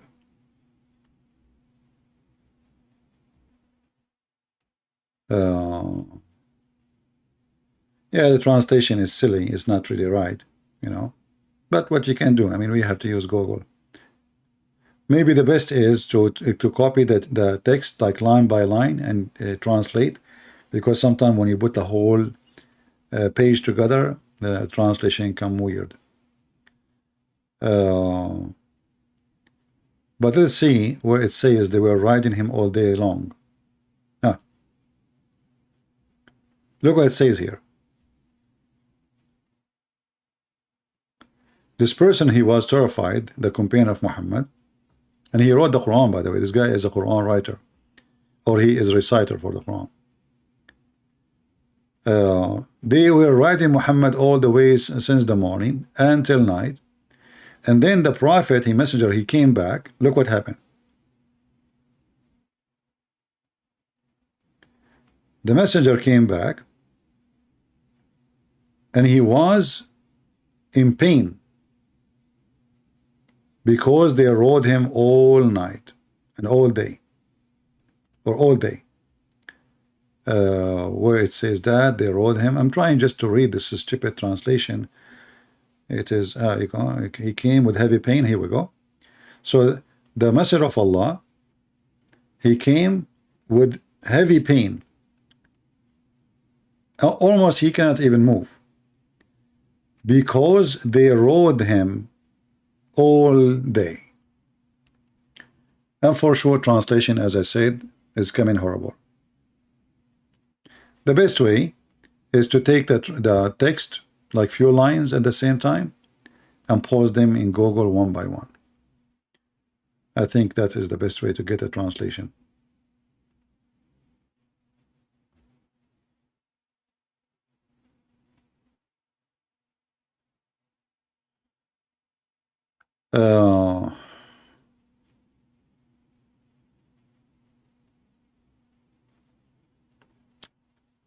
So anyway, when the Muslims, they say, this is the same guy as I blocked, he is just a troll. He called himself a princess now. He was a guy, he became a female by the power of Allah. Well, I hope they will road you, you know. Just go to the Nile River and you get what you deserve. So when somebody he says to you the Bible is corrupt, don't defend it. Say to him the Bible of Allah is corrupt. Let everybody laugh. The second you say that to a Muslim, the Muslim, he will change his mind, he will change the topic, he don't want to talk about it no more. When a Muhammadan he says that the Christians and the Jews, they changed the word of Allah. The Quran in chapter 6 verse number 34, chapter 10 verse number 64 says it clearly, nobody can alter the word of Allah. And this message was about messengers who came before Muhammad. So how the Quran says nobody can change the word of Allah, and the Muslim they say no, you can. And if they say to you this is about the Quran, well, the verse is so clear speaking about messengers before Muhammad. And he did not say the Quran, he says nobody can change the words of Allah. Is the Quran only is the word of Allah, or the gospel and the Torah as Muslim they claim? Then we go to the verses about Allah, he entrusted the Jews.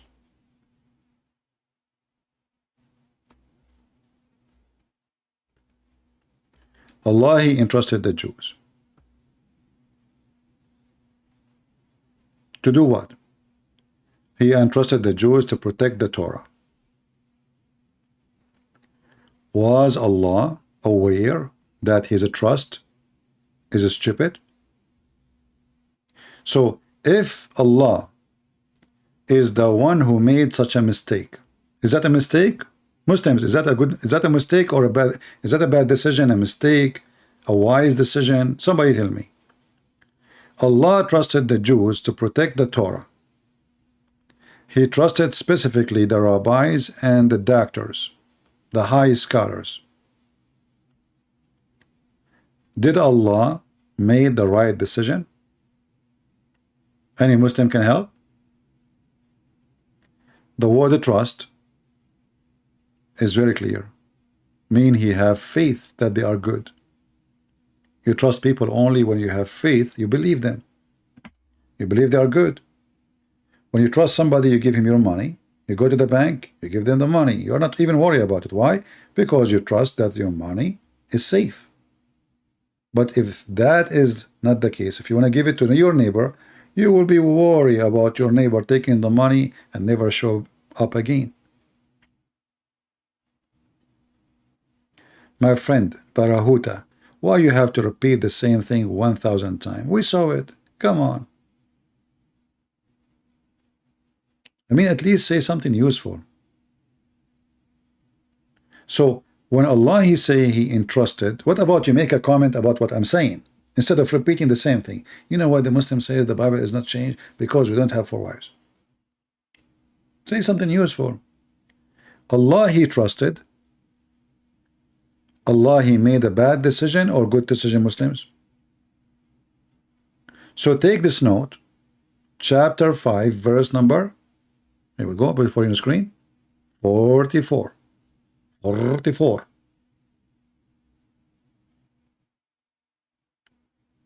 How the stupid Allah he trust the Jews to protect his book? Do Allah knew the future? If Allah he knew the future and then he says he trusted them, that means his future was not right. His vision of the future is false. Allah do not know the future.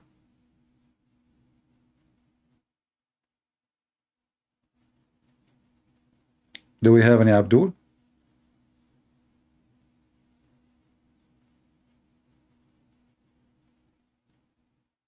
Anyone have a question before we finish for today? You see, because we have too many production, not too many people are joining. It's okay.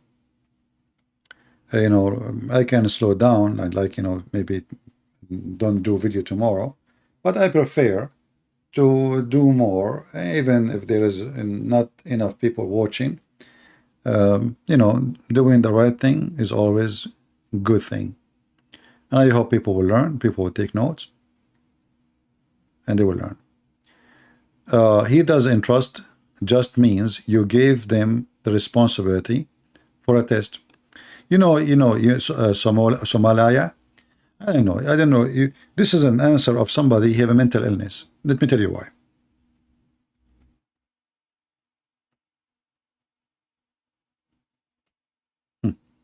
Guys, Somalia, he have the answer for you. We have the answer. Let me show you what he said. The answer is right there, right clear, you know. Like, I mean, come on, you cannot deny it. So look what he said.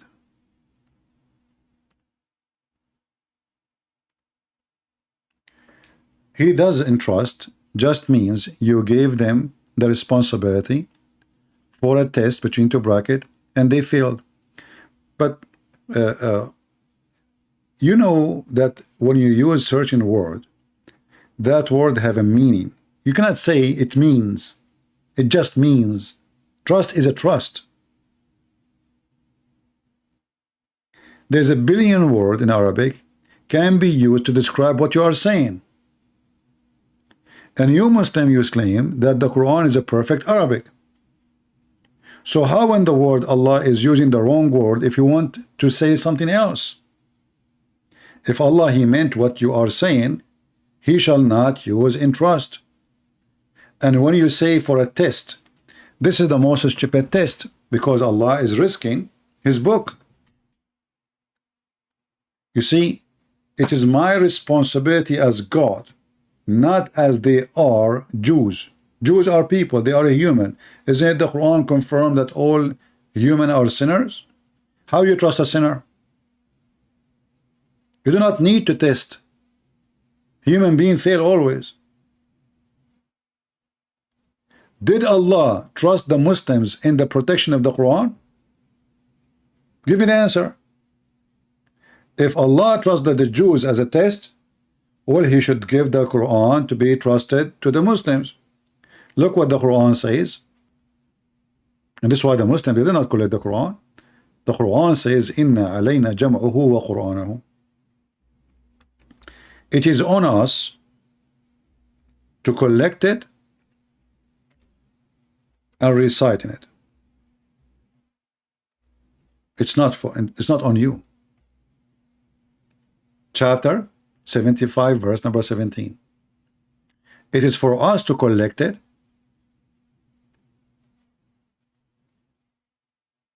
It's for us to recite it. You see here they add Muhammad, that's false. There's no Muhammad there. So the Quran making it clear that the one who will collect the book is Allah. Muslims, who is the one who collected the book?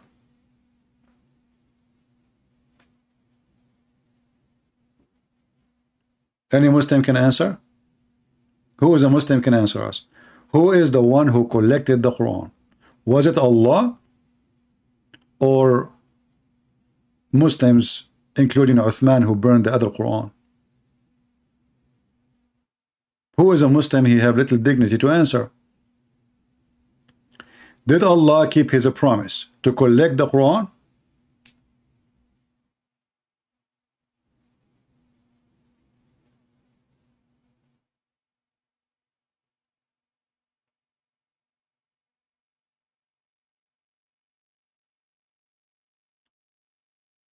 Thom, I just gave you the reference. You are asking for tafsir. Tafsir, they will quote this book.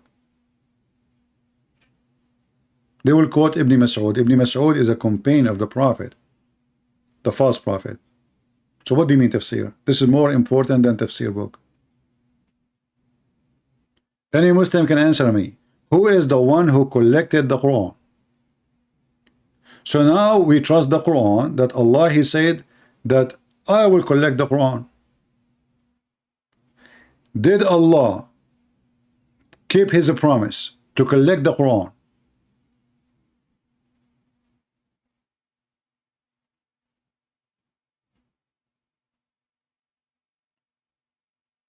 Any Muhammadan? Did Allah keep His promise to collect the Quran? All of us, we knew that the Muslims, they start collecting the Quran after Muhammad's death. All of us, we knew that Uthman ibn Affan, he burned the Quran. He burned many Quran. And this is the weird. The Muslim, they say that if you burn the Quran, that's haram, and they will go crazy. But the first one who burned the Quran is Uthman. So it is the Muslims who collected the Quran. And there was many Quran to the point they start burning them. And until now, there's many Quran. So when Allah, He says, it is on us to collect it. Us who? Who is a Muslim want to help us? My friend Yaakov, didn't you see I have a topic?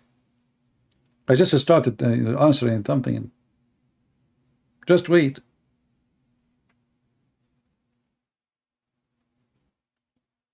Who is a Muslim can answer? It is on us to collect the Quran. Who is talking and who is us?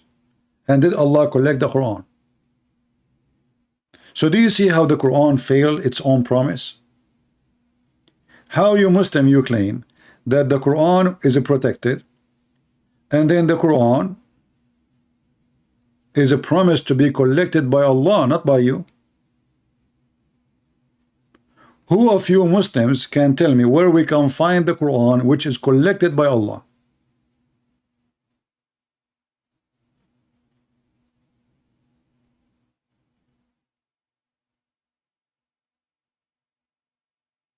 Any Muhammadan?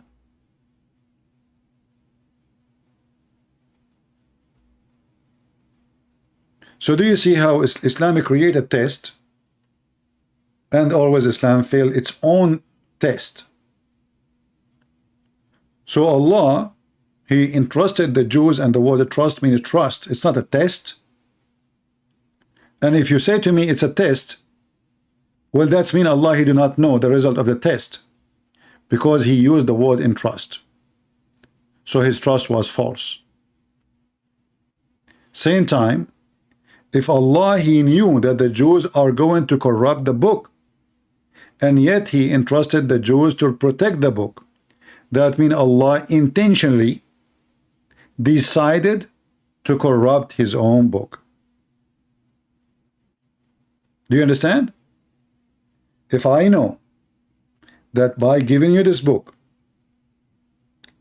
and I trust you to protect the book, and I am God who can see tomorrow, I can see the future, and I know that you will corrupt the book, is it that means that I'm a partner of the corruption, and I am the one who allow it, and actually I'm the one who planned for it?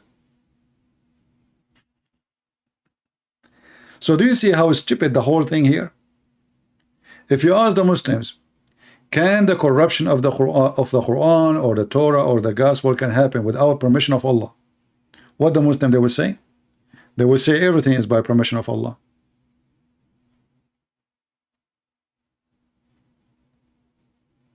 Everything.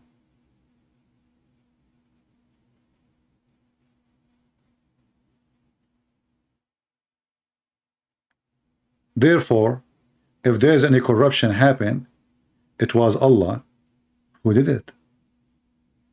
Allah is Satan. And who is going to hurt more or get hurt more than the one who corrupt his own book? You see, I have my books.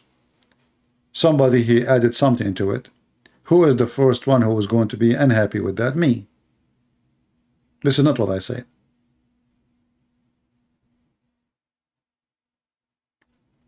And if I give a book and I convince people that this is a book of God, and then I allow people to play with my book, and I am God, now I am misleading generations by allowing it to happen.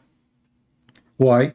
Because those people, whoever come after those people who corrupted the book, well, they believe. They are victims. They believe in the corrupted book, but for them it's not corrupted. Additional to that, why the Christians, when they come after the Jews and the disciple of Jesus, did not say that the Torah is corrupted? Why they accept it? Why the Christianity now they accept it? The story is very simple. Muhammad, he could not find any proof of himself.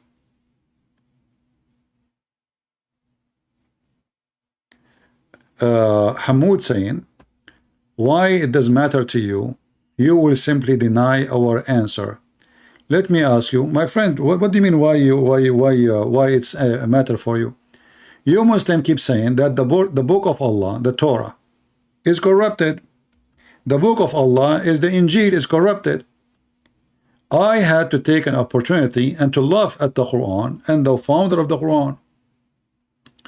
Because if Allah, he sent a book, and then Allah, he trusted the Jews to protect the book, and then Allah, he decided not to protect the book, and then you, because of your foolishness, to come to me speaking about my book, when the whole Quran keeps saying this is the book of Allah. So we should laugh at who? We should laugh at Allah. Look what you say. You will simply deny our answer. Who, you know, I'm not waiting for your answer. We are laughing. Can you answer anyway? Allah trusted the Jews. Can you answer? You cannot. Let me ask you, why, if Jesus is God, his apostle turned him? He failed as a teacher. He failed as God in your book. This is the most stupid answer. I'm just showing you now. Here we go. Your God, Allah, he entrusted the Jews. They failed him. Jesus trusted nobody. Jesus even told the one who will deny him, you will deny me. He told the one, you will betray me, you will betray me.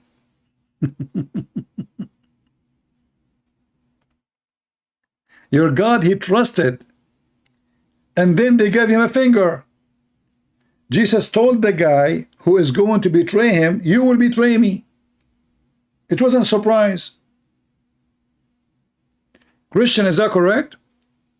Is it true that Jesus, before those things happened, he told his disciple, each one of them, what he will do?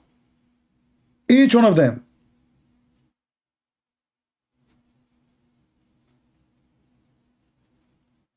So when we laugh, we are laughing at a religion. There's a God, he sent a book, and then he don't want to protect his book. What's wrong with this God? So when you Muslim, you say the Bible is corrupted, we have to laugh, because this is supposed to be the book of Allah. Your God is mentally ill. He sent the book and he decided to let the book go. Why? And not only that, if the Torah was corrupted, how many years Allah, he waited to send somebody to tell us? Was your God Allah taking a nap? The Christian, the Muslim, they say that the one who corrupted the Bible is Paul. Wonderful.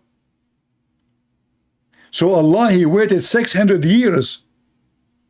And then even when Muhammad, he said, not a single time he mentioned Paul. Actually, the opposite. If you go to chapter 36, it says that there's 3 messengers that went to the city of Antioch, and those are the messengers of Jesus.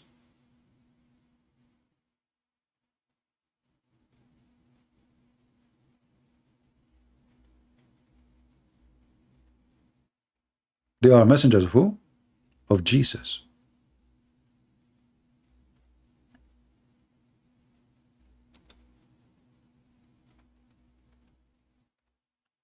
Allah He sent, the verse is so clear. Allah He sendeth two messengers first, and they rejected both of them, and they accused them to be liars. Then Allah He strengthened them with the third messenger. If we go and read Ibn Kathir or many Islamic books, we will find that the third messenger is Paul. Is Paul. And not only that, the Muslims books agree that Paul, he saw Jesus, and even Jesus, he made him blind. Shall we go to Ibn Kathir right now and we laugh? But every single Muslim, he says that Paul is the one who corrupted the Bible. But their stupid book says the opposite. Their stupid book says that Paul was a person who hated the Christians. He wanted to kill them. So the Messiah, he appeared to him in the way to Damascus. And then he turned to be blind. And then Paul, he prayed to the Messiah, asking for forgiveness. And then the Messiah, he forgave him, and he gave him his vision again. Shall we go and read?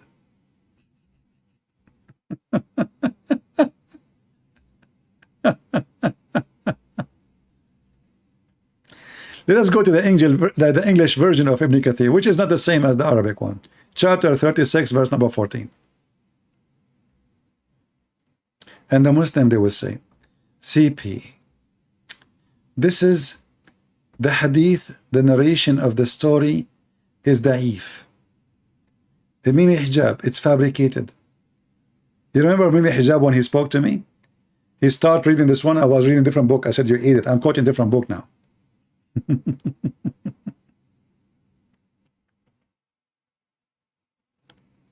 My God, he denied man to betray him. You have to prove it. It's your God who denied man to betray him. Isn't it you Muslims? You believe that everything in Islam is destiny? Look, just to show you how stupid this cult is. A Muslim is complaining about destiny. Now you deserve to be banned. Don't come here again. I have no time for kids. Isn't it you, stupid Abdul, believe that everything is destiny of Allah? Your bad deed and your good deed is a destiny? Isn't it you, Muslims? You believe that Adam, when he commits sin, it was written in the book of Allah. He destined his fate 40 years before he created him? There's no destiny in the Bible. The only destiny in the Bible is there's heaven and hell.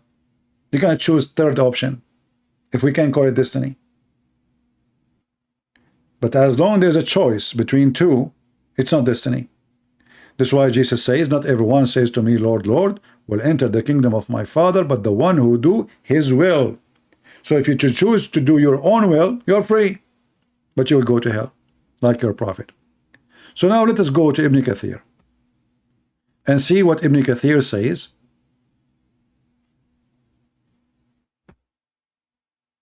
about this verse. Let us close those ones. Chapter 14, sorry, chapter 36, verse number 14.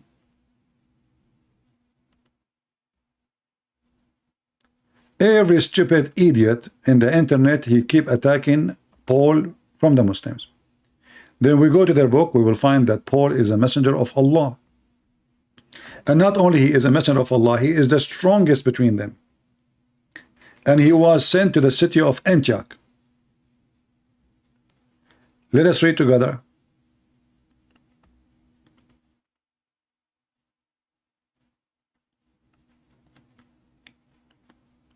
Where is the third one? Read with me carefully.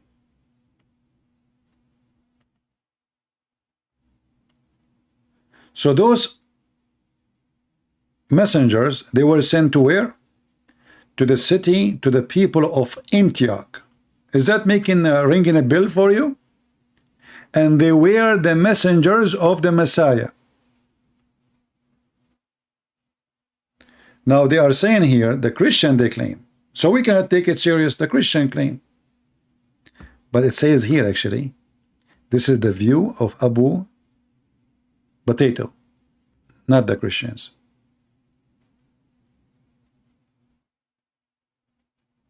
So he agree. This was his view. And then we continue. Let us try to find who are they, those three. Read carefully.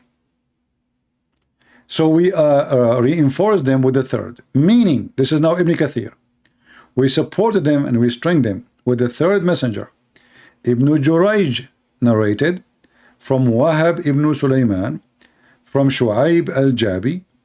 The name of the first two is Sham'un, Simon, and the second one is Yohanna, John, and the name of the third is Bulos, which means Paul, and the city was Antioch. Do you see it? Do you see it, people? Do you see why we Arab Christian we laugh at this religion? In their TV they insult Paul. In their book they say Paul was a messenger of God. But look what happened now. Anyone knows what is the consequence of this stupid statement now? If Paul and John and Simon Peter, they are the messenger of God, but who is the one who sent them? Who is the one who sent them? This is Jesus. Is that correct? So how they are the messenger of God and Jesus is a prophet? Prophet cannot make you a messenger. He himself is a messenger. He don't have the authority to make you a prophet or a messenger. And the chapter there is speaking about those people doing miracles. They are doing miracles. So in order for those three to be the messengers sent by Jesus, Jesus have to be God. And not only that, do you see how important those names are? That's mean whatever John and Peter and Paul said is very authentic, for they are chosen by God. And do you see that the Muslims agree that they were sent to the city of Antioch? Muhammad is copying the Bible. And this is where the Christian were called a Christian for the first time.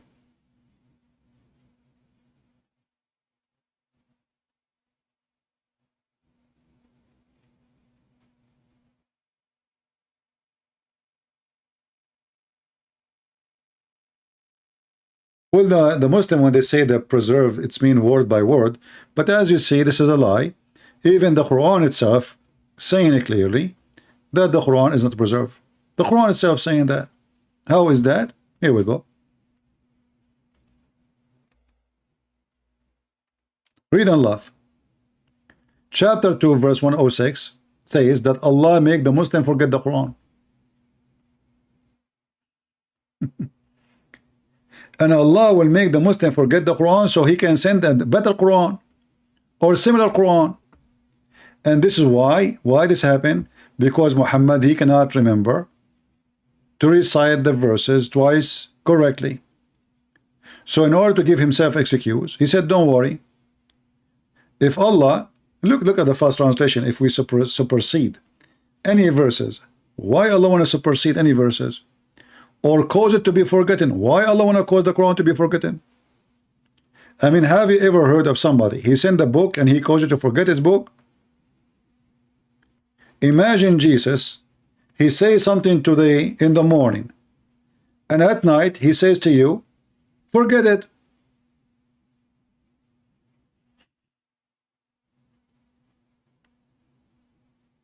Can you believe it?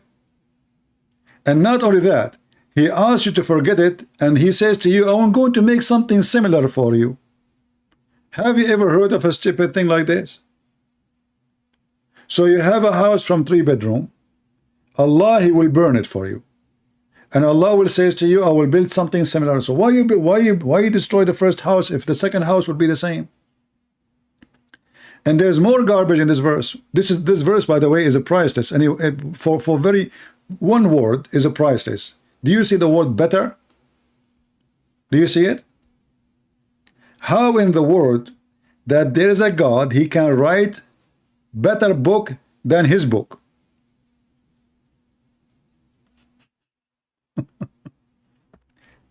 Do you understand what I'm trying to say to you? Supposedly Allah is God, and the one is talking is Allah. Okay, wonderful. How in the world Allah is going to write a book better than his book?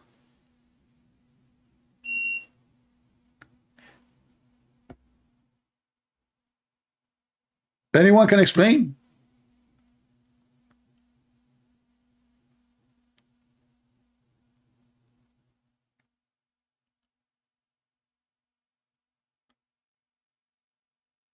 The word better mean that Allah, he admit that his Quran is worse and there is better. And then you ask yourself, was Allah in the state of non-perfection when he wrote the first book? Do you understand what I'm saying? This is a chapter 2 verse 106. If there is better, Allah is the one who's talking. This is the, and you see, this is why when the Muslims say the Quran is preserved, I like that, because then we can laugh more. The Muslim, they cannot say this is wrong, somebody added. No, it's preserved. I love it. But this is alone to prove to me that this is cannot be from God. Can Allah speak better than Allah? Can Allah write better than Allah?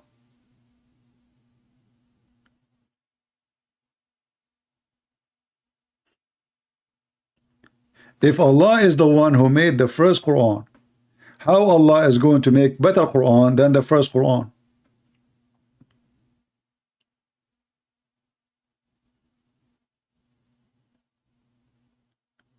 This is why we say Islam is laughable. This cannot be God speaking. This is stupid. You know, this is a guy saying stupid things. You see, I can say to you, I will write a better book than my previous book, which means I will give it more effort, I will study harder, I will research more, try to give more reference.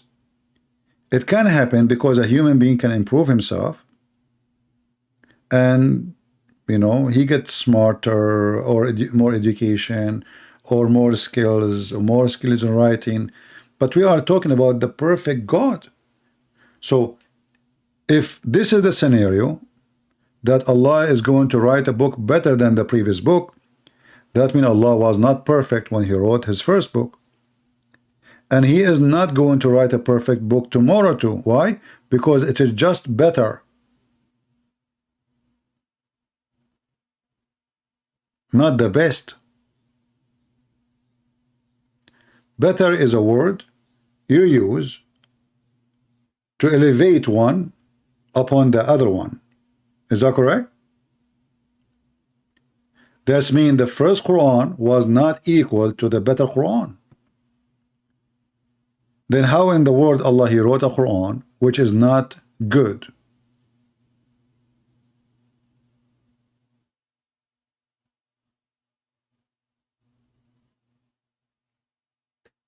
This is why we laugh.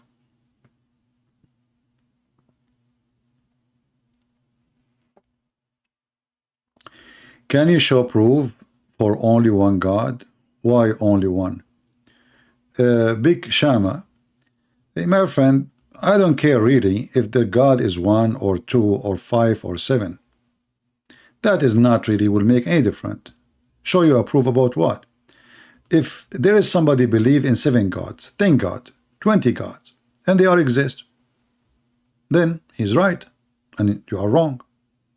So when people like, you know, Muslims, they focus too much about the number, like one God. We believe in one God, and he think when he says such a word, like he is a supreme, he is strong in the position.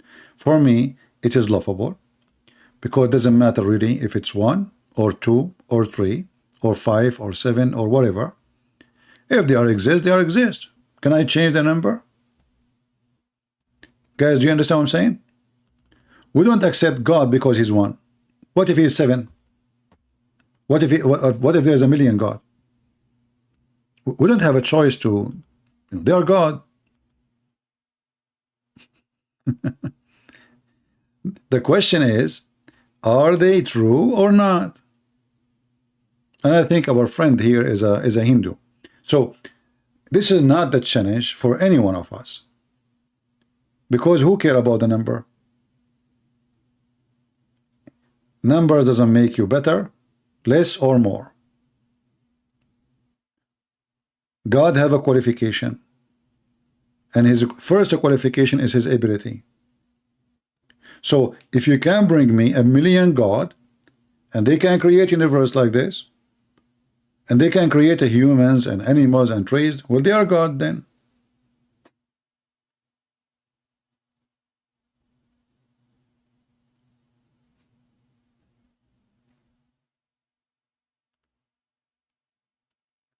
So the challenge a human being he face is not about the numbers of God. Like you as a Hindu, as I heard Sadhguru, he said that Hindus, they believe they have a 35 million God. 35 million. The number for me is weird. And like why they stop with number 35. But you can say the same, why you stop number 1. But it's not really the number. What will make the God of Hinduism is false. It is the belief itself. Like you have a temple for rats, you have things doesn't make sense, like in reincarnation, the good person, if you are a bad person, you will come as a bad animal. There's a bad animal and good animal. Animal is an animal. And then we find that there's Hindus, they worship gods who they are rats. A god become a rat. I thought if you have a good karma, you will turn to be a better creature. So how God become a rat? So when we reject Hinduism, we don't reject it because of the 35 million God, but we reject it because nothing makes sense there. The vegetarian, the vegetation, and etc. Like, do you know that even plants are not vegetarian? Do you know that? Even plants, they eat beef. If you don't believe me, get some meat and bury it under your tomato, and you will see how the tomato will go crazy. How the plant will flourish. So Hinduism is a philosophy. It's not really anything except philosophy, and philosophy with no logic.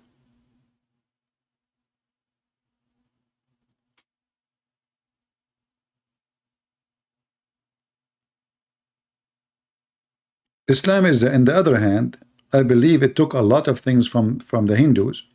As an example, a Hindu person, he believes in a bad karma and a good karma, correct? Is that correct? Okay.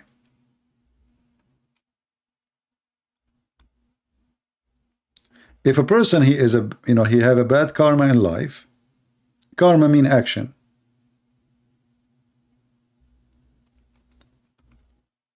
He will come in the coming life as lower creature. Lower creature. If he is a person have a good karma, he will come in a better creature. Muhammad, he adopted the same teaching of the Hindus.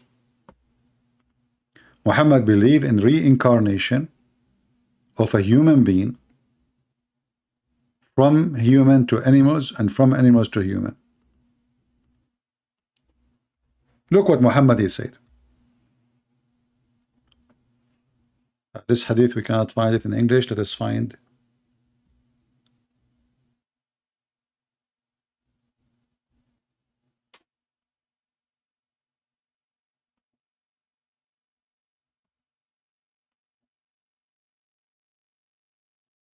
Let's try to find it in different form. According to Muhammad, let's see. Here we go.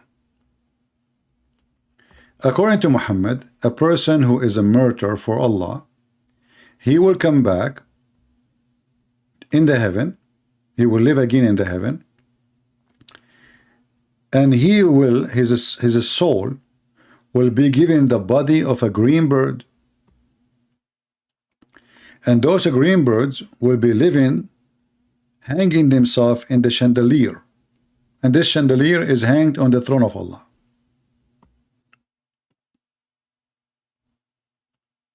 Do you see it? So here you ask yourself, who is the Hindu? The Hindu or Muhammad?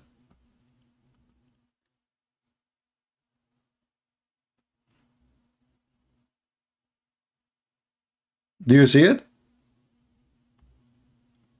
Those who they are killed, they are murdered for the sake of Allah. Allah, He will put their spirit in a corpse of a green bird. What they call those green birds in India? Parrot? Oh, this is Hinduism. People, isn't this is Hinduism? And now supposedly Allah is spoiling them, and He made them a green bird. But look what happened. How this guy, he promised them 1,000 times that you will have and you will F millions of women. How he is a bird and there is women waiting for him. Do you see the stupidity? How you promise them that there is a lot of women waiting for you to sleep with them, and then you go to heaven, you find yourself a green bird. How you will sleep with those women? You will use your beak? Kukuruku? So to our friend here who is the Hindu, I say to you, Muhammad obviously is copying from your belief many things, and the proof is right in front of our face. This person, he have a very good action. He died for the sake of Allah. He was getting some Christians, some Jews, and now Allah is going to reward him. Time for the payment. How Allah will reward the Muslim guy who died for his sake? Allah will make him a green bird. Happy ending.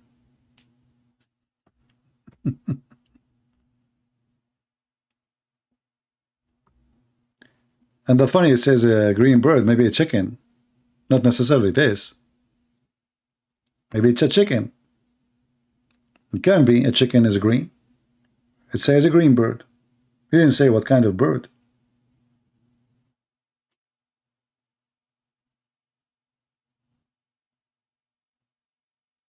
And what this guy will be hanging under the throne of Allah, he will say takbir, takbir, takbir,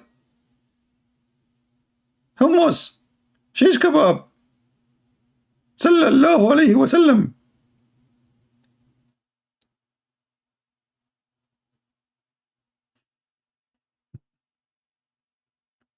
What? And this is not a happy ending. So the poor guy, he joined jihad, he joined Al-Qaeda, he joined ISIS, he committed suicide, he lost his life, and then you make him a bird? This is the end?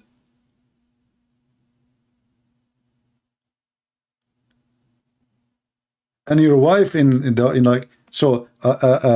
guy from Hamas, he died fighting the Jews. He is going to be a bird? So his wife on earth, she is saying, man, my husband now is a green bird. Can you talk to me, honey? Hello, honey. Hey, honey, talk to me. Hello, honey.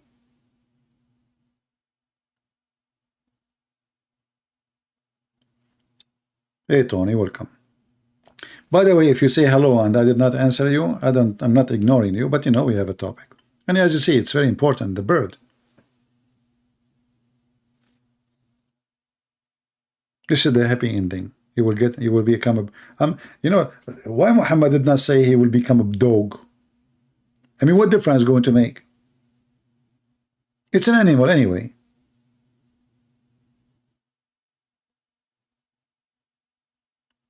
And supposedly now the Muslim says, Alhamdulillah, I will be a green bird. What about stay as a human? Which one is better?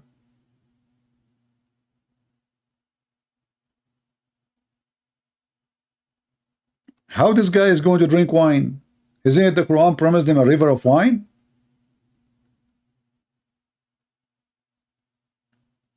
A green bird drinking wine in a cup. Isn't the Quran promising to drink in a cup? So you are a bird and you are drinking a cup. Isn't it the Quran promise you that you will wear a green silk made in Persia? So now you are a bird and you are wearing green silk? That is messed up. I mean, when Muhammad he made up a lie, his lies hit the sky. They are so high. Hashish, hummus, falafel, I mean, you name it. You don't know what this guy is eating when he say things. And look, Muhammad he insists that they will be hanging on a chandelier. That's deep. Not in a branch. Not. I mean, put him in at least in the wood. Let him have fun. You want to put him now. You made him a bird, and you made him under the ash of Allah in the chandelier. What about you let the guy go have fun in the heaven? So now for eternity, you are hanged under the ash of Allah, and Allah is farting on you.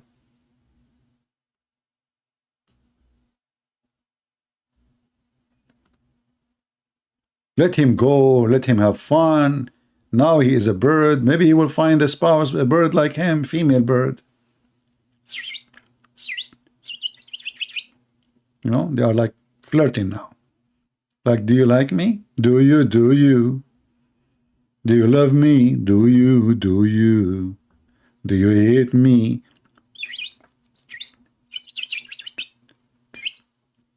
Bird. And then, brother, look, it says here. Look how the story is getting complicated. Here. It says in the crops of a green bird. It's not you will be a green bird. You wish.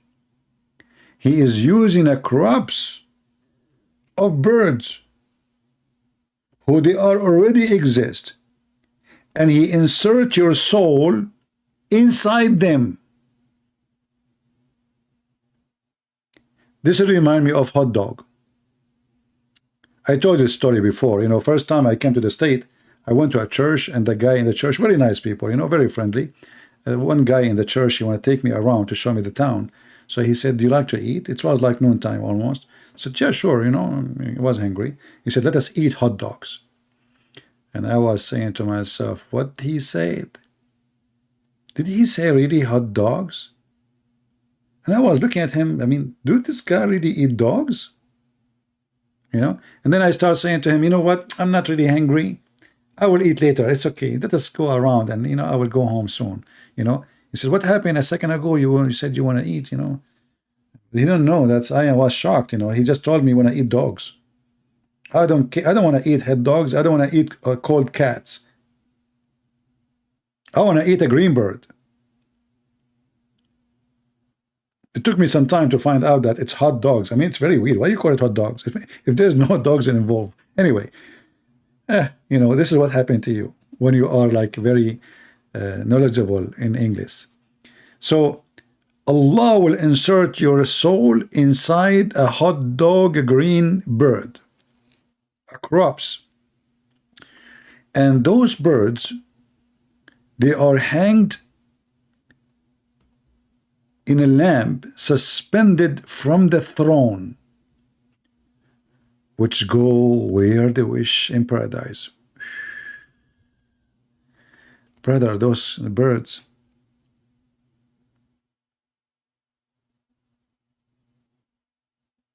they do not need to fly. the chandelier will fly. I mean, what a lazy bird. So you spend your life as a bird,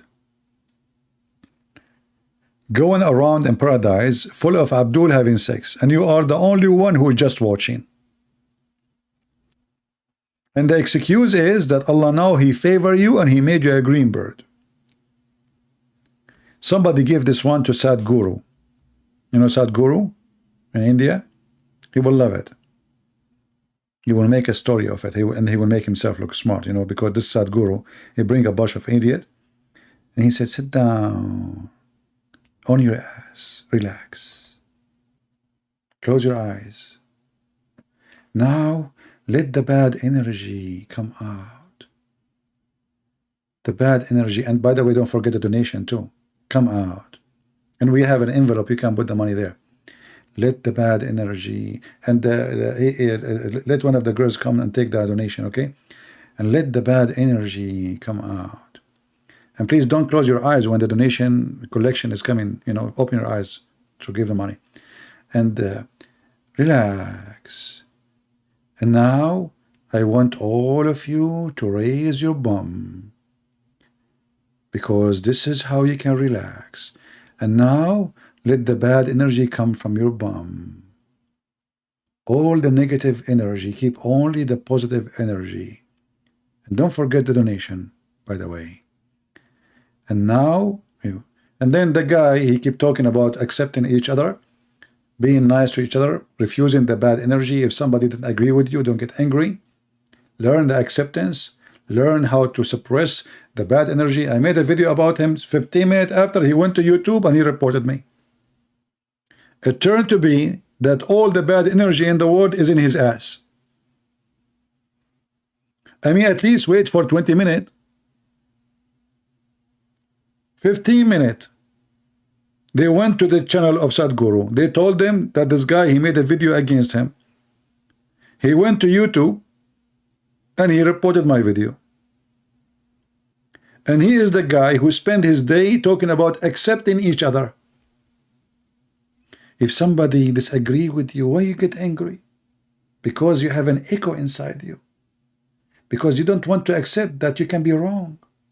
Why you get angry? Try to accept even if he is wrong. Because it's possible that he's right. Don't worship the inner inside you. Bad energy is our problem.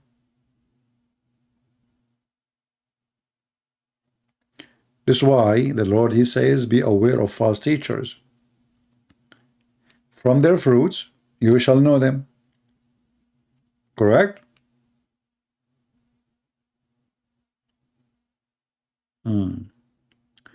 Anyway, I hope you guys, you get happy today, because if you convert to Islam now and you die for the sake of Allah, you will become a bird. And look at not only this, look at this conversation here. Here it says that the Lord looked down at them. Allah, he looked down at those murderers who became bird now. And he said to them, whether they desire anything, they say, look at this, look. They reply, what they could wish when they can go anywhere they like in paradise. If. It looked like only those birds can go, the rest are not. And then he does that with them 3 times. Allah, he repeat the same question 3 times. Look, this is Sadhguru. Sadhguru, he say, what do you like me to do for you? You say, well, what more we want than going everywhere in the paradise? Sadhguru, he is not convinced with the answer. He asks you the same question again. What do you like me to do to you? You say to him again, what more we like to do more than we can go anywhere we like in paradise. He is not convinced. And always all the questions and answers in Islam have to repeat it 3 times. And remember, Islam is against Trinity. But why Allah he have to ask the question 3 times? Allah knows best. So Allah, the 3rd time he asked them the same question. And then when they see that they will not be left alone, like what the heck? Sadhguru is losing his patient. Allah became annoying. Allah keep asking the same question. It's like a radio station. Do you know the Middle Eastern women who bought a CD to make a cake? You know this story? This is a true story, by the way. Sahih Bukhari. She brought a CD teaching her how to make a cake. And then she put it in the stereo, you know, and the CD is playing. It says break an egg. Break an egg. Break an egg. She broke 30 eggs. The CD is still saying break an egg. Break an egg. Break an egg. She called the husband, hurry up, send me more eggs. I will lose counting. He sent her like 2, you know, tray of eggs. Break an egg. Break an egg. Break an egg. Anyway, the end of the story, the CD was stuck and the egg was broken. Allah is a CD who is stuck. Break an egg. Break an egg. Break an egg. And those guys who they are birds in paradise now, they notice that this God is annoying. He will not leave them alone. So when they see that they will not be left alone without asking something, look at this. What kind of heaven this heaven is? This reminds me when I was in the Philippines. I went to a beach. There's nobody there. Literally nobody. I wake up in the morning before people go, you know, and there was a guy. He stood behind me and he started screaming, Balut, Balut, Balut. What the heck? I look at him and hey buddy, if Balut is here, he would answer a long time ago. I mean, he stood behind me. There's nobody in the whole beach. He said, sir, I'm not looking for a person. Balut is an egg. Do you want to buy some, sir?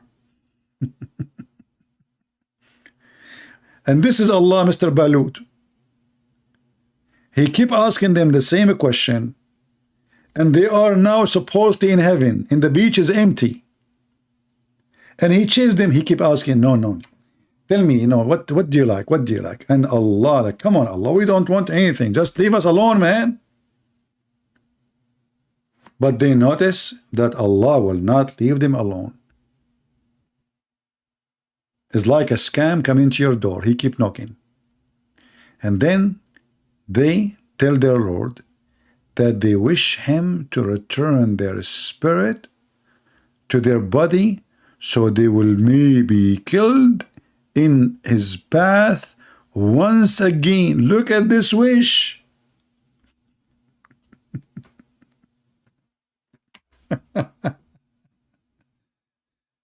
Anyone understand what happened now? Obviously those guys, they are desperate to leave the heaven. maybe the Muslim, they see it like, yeah, they want to die for the sake of Allah. No, don't you see it says he will not stop until he will not leave them alone? So those Abdul, they are asking Allah, for the sake of Allah, can you give us our body back and throw us in earth again? We don't want your heaven, you idiot. We are willing to die again. Just give us our body and leave us alone.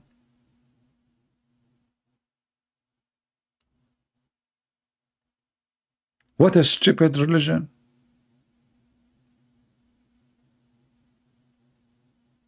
Like already you died once, and now you are in heaven, and now you are desperate to leave the heaven. You want, just give me my body. It's okay. You know, I don't want anything from you.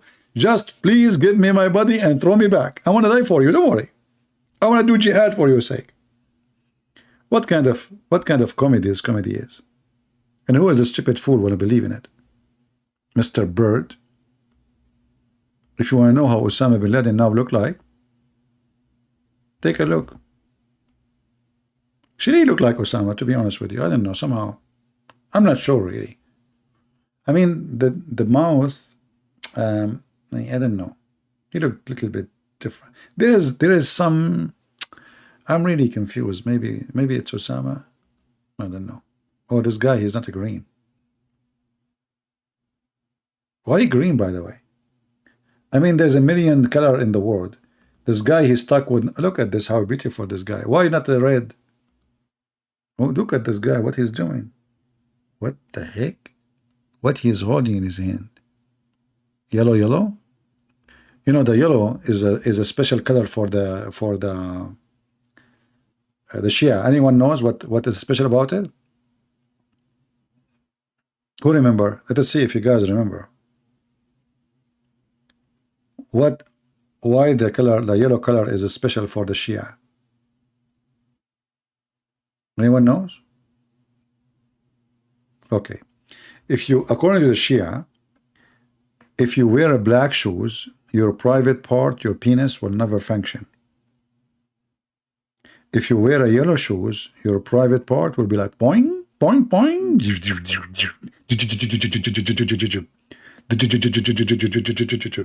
This is why the Shia, they are, like if you go to Baghdad, you will not find anyone buying black shoes unless he's an ignorant.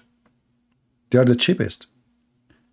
But in the same time, who in the world want to wear yellow shoes?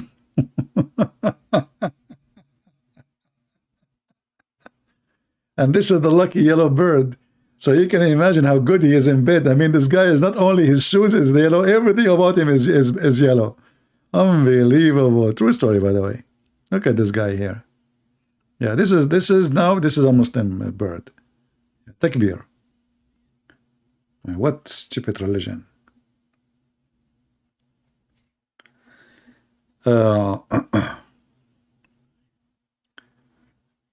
Yeah, black shoes, they will make you weak in bed, you know.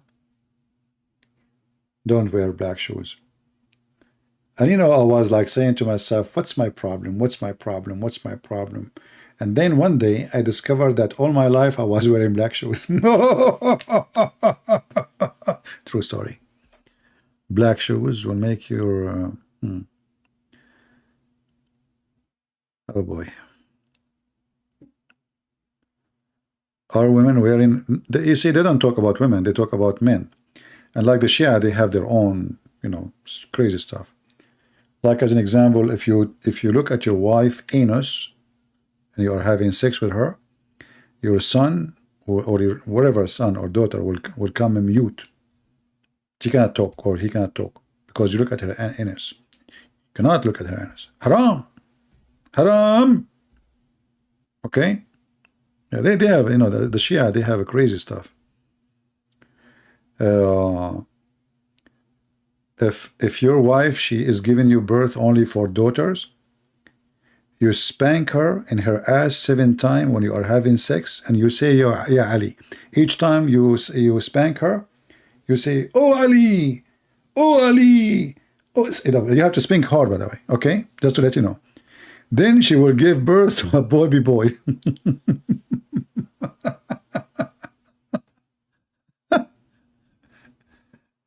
But you remember Muhammad, he said that the one have orgasm first, the baby will be like resemble the. So just according to Muhammad, the Sunni, if you have orgasm first, the baby will be a boy like you if you're a man, or will be a girl like you if you are a female. Just have orgasm first. Yeah, but this is like the spanking is a good one, you know, like your wife. Don't practice it tonight with your wife, okay? Otherwise, you will have boys for the coming 10 children you will have, they will be all boys. Spanking method. Unbelievable. Crazy, you know, crazy religion. Yeah, actually, like the Shia, they have way more stupid stories than the Sunni. But the Sunni are no different. You know, I mean, they have their own fiction. But the Shia, they fly too much. I mean, they are really, really too much high. Like, you know, Ali, he was in China, and he was in Europe, and he was in Damascus, and he was in Mecca in the same time. Brother.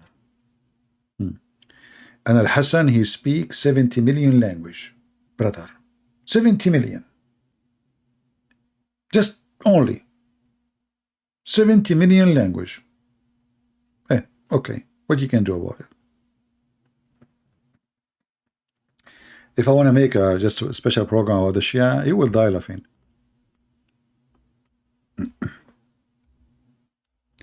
If you remember, I made a video about why a person, why the Muslim Shia, they were speaking about the Sunni, why they are homosexual. Did anyone remember the video? He said that if he is a Shia, Allah will protect his anus from shaitan.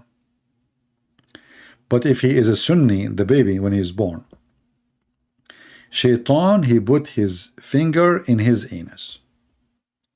And that will make him, which means will make every Muslim Sunni a homosexual. This is the the logic and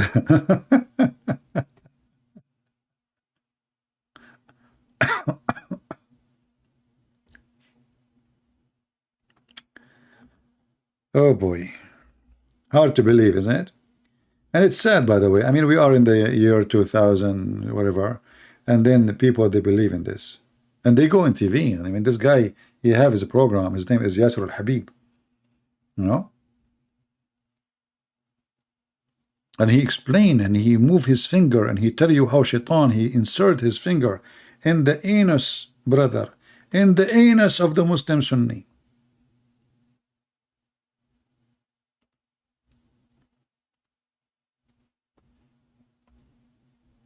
Thank God I am not a Sunni. And you know, like one of the questions somebody asked me before, he said, what if somebody later he converted to be a Shia? He's already now, shaitan, he put his finger in his anus. Can that be fixed? You know, what if somebody one day, after, let's say, he become adult or something, he become a Shia? And then this sheikh is saying that when you are a child, shaitan, he insert his finger in your anus, and thus you will become a homosexual. Okay, what if this guy, when he grow up, he become a Sunni? Is Allah going to reverse what happened all this time? Oh boy.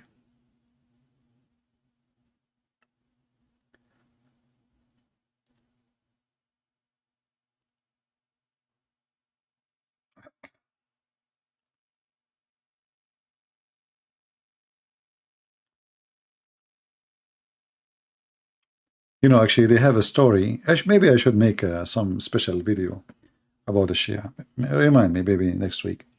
Like, there is a story where the Shia, they believe that Ali,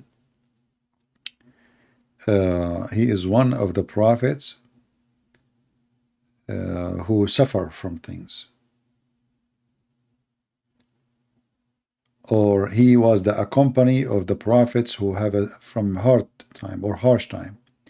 So the Shia, they believe that Ali was with Abraham when they tried to burn Abraham, and he is the one who made the fire cooled down on Abraham. And Ali, he was with Noah in his ship in the flood time, and actually he is the one who saved his ship from drowning. Like, look like there is a hole, you know, in the ship, and Ali is the one who blocked it. And Ali was with Isa, and he was with Musa. So when Musa, he crossed the sea, Ali was with him too. So you know, you will find the Shia, they have millions of stories beyond imagination. He's a time traveler. He is Muhammad is a time traveler too.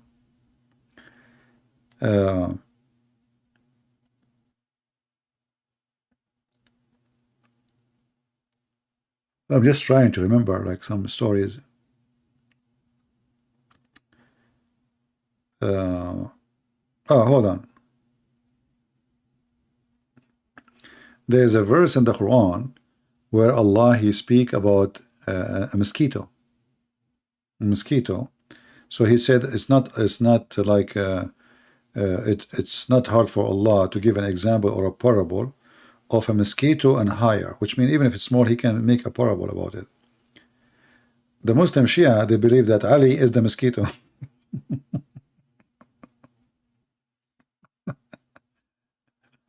And what is above it is the messenger of Allah. So Ali was a mosquito carrying the Prophet of Allah before they become human. There is endless, crazy stories.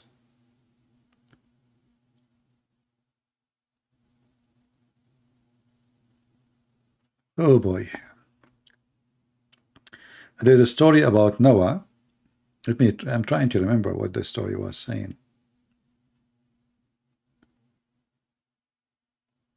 I need to search for it because I forgot really. Yeah, I think what the story is saying, that Ali, he was with Noah in his ship, and then Noah, he come to Ali, and he put his hand over his, like he asked Ali to open his hand, and then he wiped his hand over the Noah, he wiped his hand over the hand of Ali, and then he says, from the seed of this donkey, a donkey will come, and he will be rode by the master of the prophets and the seed of the prophet. And here you ask yourself, how in the world you say such a thing? How Noah describing Ali to be a donkey, and from his seed a donkey is going to ride him. Actually, let me try to find this reference as I mentioned it, because somebody might say it's not true, this is false. Let us search.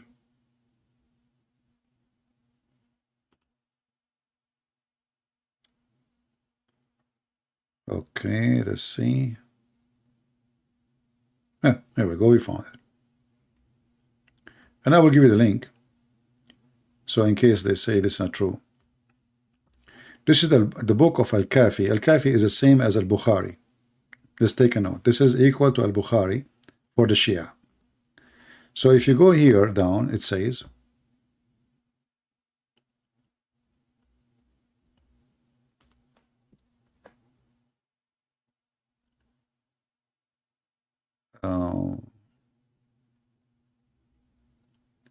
it says here, from his father, from his grandfather, he mentioned that Ali, speaking about Ali, that he was with Ali, he was with Noah in the ship, and then Noah, he walked to him and he wiped his, what they call the hand, like the upper side of the, like when you open your hand, in the word in English. Anyway, go will translate it.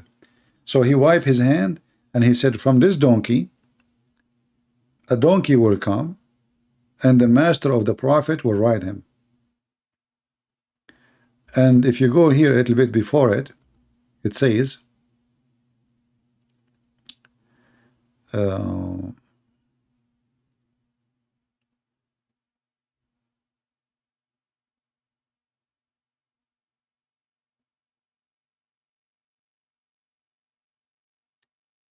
the first ones of the animals who died, it was Ufayr. You remember the Ya'fur, the donkey of the prophet who speak, and Muhammad, he spoke to him, and he died right away when the prophet of Allah, he died.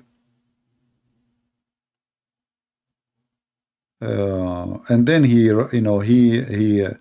like what happened when he heard that the prophet, he died, the donkey, he broke his rope. He was so angry, and then he went to an empty well, and he threw himself inside the well. And by the way, this is a Shia, this is Sunni story too. He threw himself, this is a story exists in Ibn Kathir. He threw himself inside the well and he committed suicide. And this is where he died, and this is the well become his grave. Let me use Google Translation to end the drama. So here it says that Noah, let's see where it says Noah.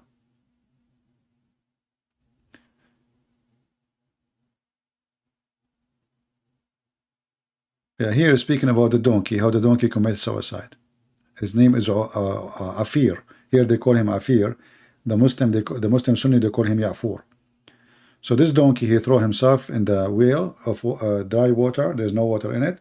He commits suicide when he heard the news that Muhammad, he died. And here the story is, the translation is coming wrong.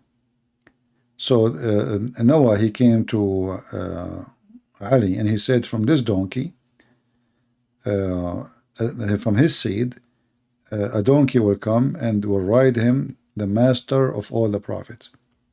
You see, out of his lions, of this donkey, come a donkey that the master of the prophets and their seed rides.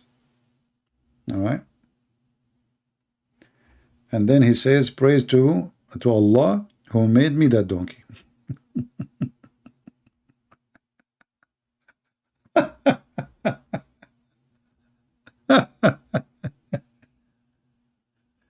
I mean, can you believe this? And again, this is the reference here, Al-Kafi, which is equal to Al-Bukhari for a Shia, volume number 1, page number 237. Let me send you the link. I will shorten the link. I don't know if we can post it in Arabic. Actually, I mean the link as it is. Let me see. It didn't work. Actually, for some reason. Okay, hold on.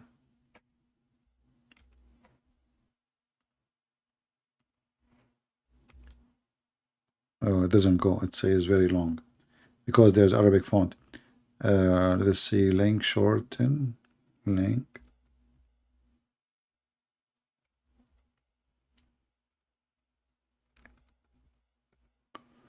Create a short link.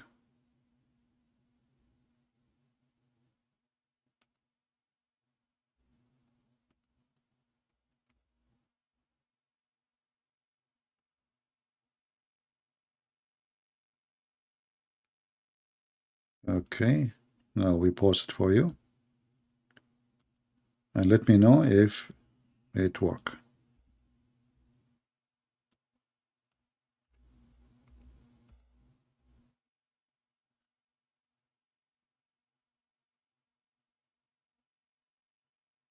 You see it? So you know that the Shia, they have endless stories. They are crazy. I mean, I used to read them just for fun, you know, just for you know, like you, sometimes you want to feel better, just for fun, just read them.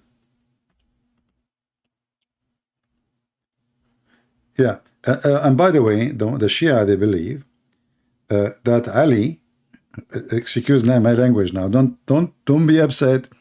His real name is Pussy.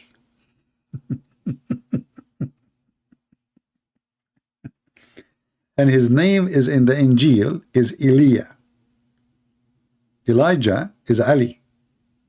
In the Torah is Bariah.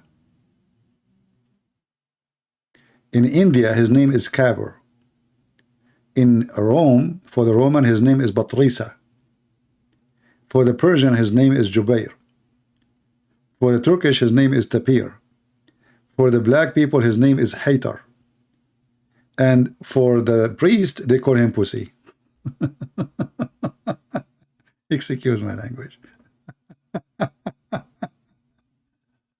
I mean, that is something, isn't it? That is something.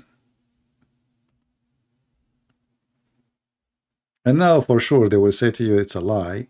So we better find the reference before they eat us alive. Let us see if I can find the reference. Hold on.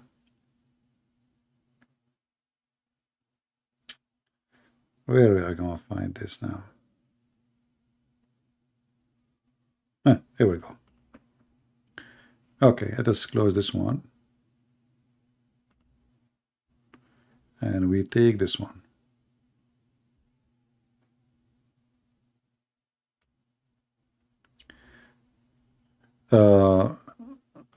This is the book of Bisharatul Mustafa,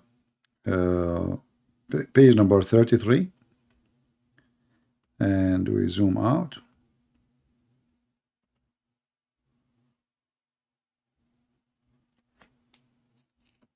This is the part.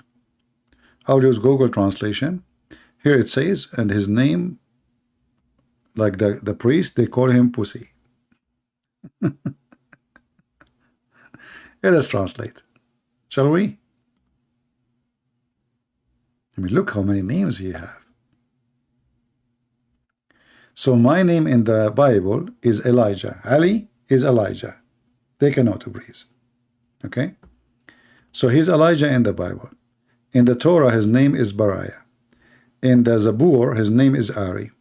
In India, his name is Kabir for the Hindus. For the Roman, they call him Batrisa. Among the Persian, they call him Jubair. Among the Turk, they call him Taybar. And among the Zinj, they call him Haytar. And among the priest, they call him Busi.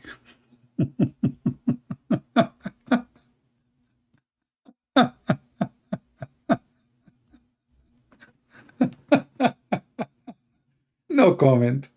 It's not my fault. Don't hang me. I just read. None of my business. You know? I'm not the one who said it. I have nothing to do with it. I'm not responsible. And this is the name of the book, Bisharatul Mustafa, which means the good news about the chosen one, Muhammad. Page number 33. And this is the Shia library here, the website, Shia library. This is a very Islamic website.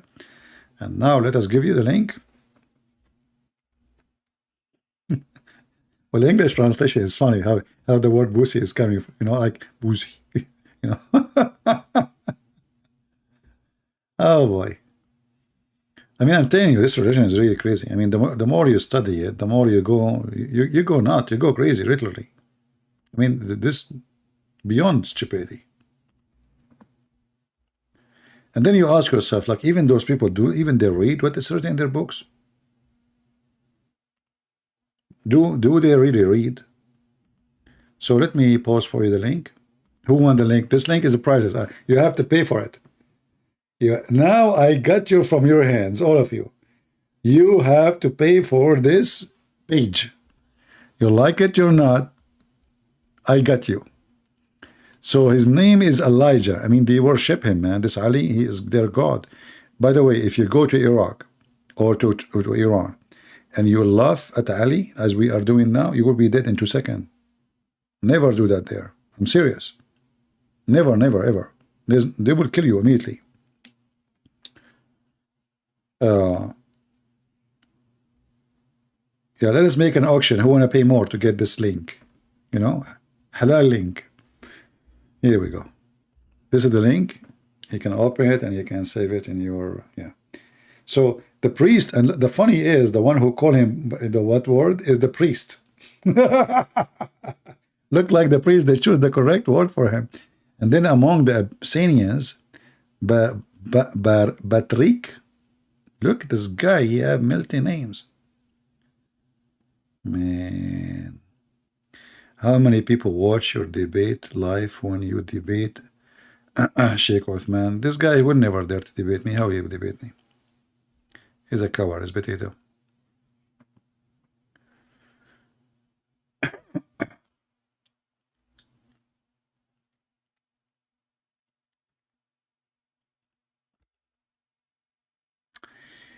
So do you see the stupidity of this cult? It's literally mental illness. This is how they think and what they think about Ali and Muhammad. And even the Shia, they believe that Muhammad and Ali and his children, they are light, they are not a human. So they were light in the forehead of Allah, and they are made of light. They look like a human, but in reality they are not a human. This is why the Shia, they are really, I mean, too much different from the Sunni. They go farther in worshiping Muhammad and his family. Talk about the sword of Ali, that will need another drama. The sword of Ali is a different story. Hisham al-Husayni. Yeah. Well, you know, like right away when you debate those potatoes, they start accusing you. You are a Zionist. You are, you know, the potato. I mean, if you speak Arabic, just watch and die laughing. I think there is one of you. He made a subtitle for it. I forgot who. You can watch it with subtitle if you don't speak Arabic.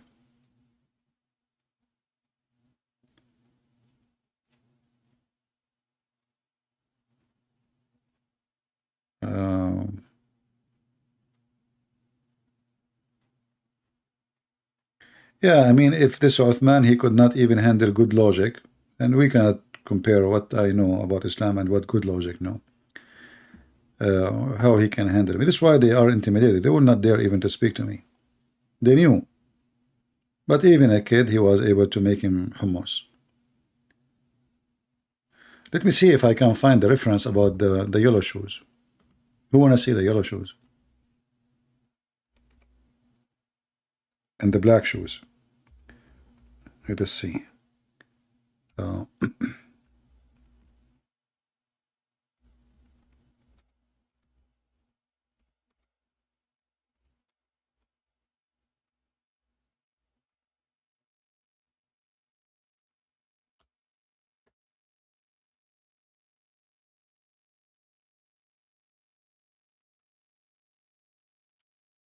Okay, so this is the other hadith about the black shoes. I found it. Let me wait for you there. So this is the book. It's called Wasa'il al-Shia, volume number 5, page number 67.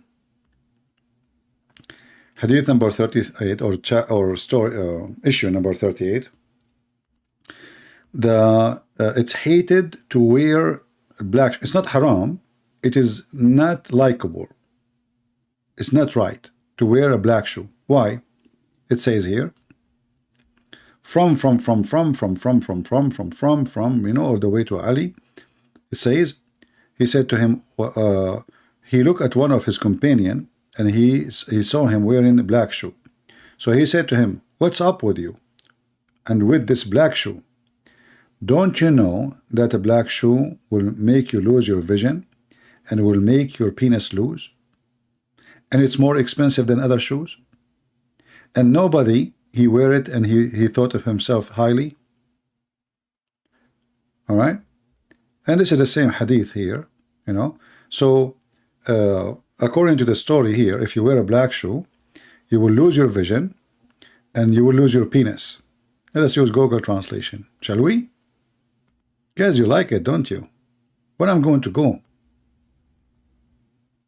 Today, I said to myself, I'm going to make a short video.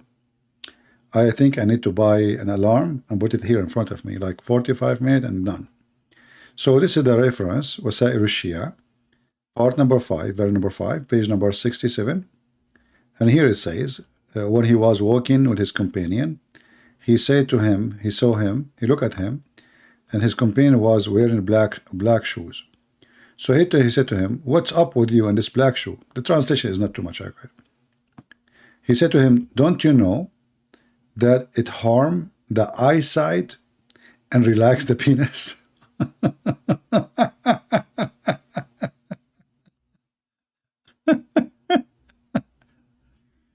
So, my friends, if any of you, she have a husband and he is not doing good job in the bed, I want you to go right now immediately and throw all his black shoes in the garbage.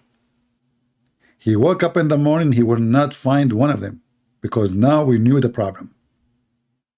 Your husband is fine. He is just suffering the consequence and the symptoms and the side effect of wearing black shoes.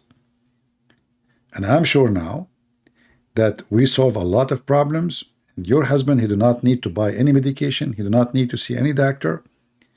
It was the black shoe conspiracy. Now I need to find the other hadith about the yellow shoe, but it should be here somewhere.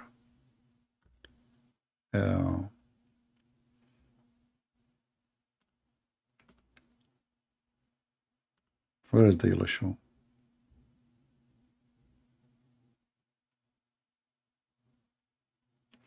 And actually, if you read the second part, it says, and it will make you, you will be anxious. You know, you will be anxious. You will be worried all the time. Just by wearing the black shoe. All of this, all of those things happen because you wear a black shoe. Let me see page number 66.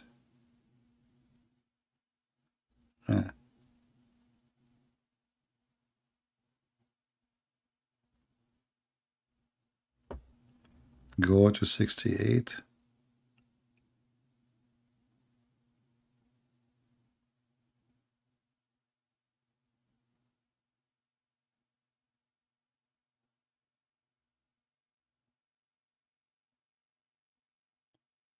Yeah, this one repeating the same thing. I'm just trying to find where we can find the yellow shoes here. Ah, here we go.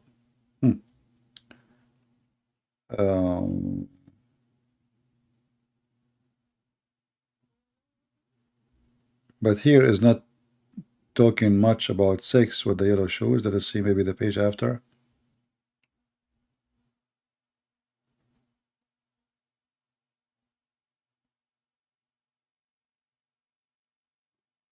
Here it says, if you wear yellow shoes, you will be happy until you ruin it.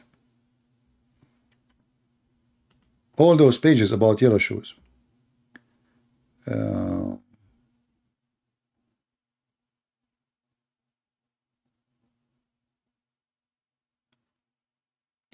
If you wear like a light shoes, that will prevent you from having, I don't know what the name of the virus.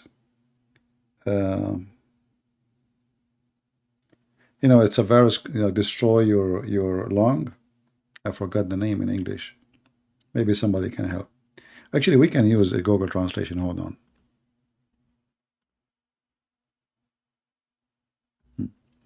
So if you wear light shoe, that prevent, where is the translation? Prevent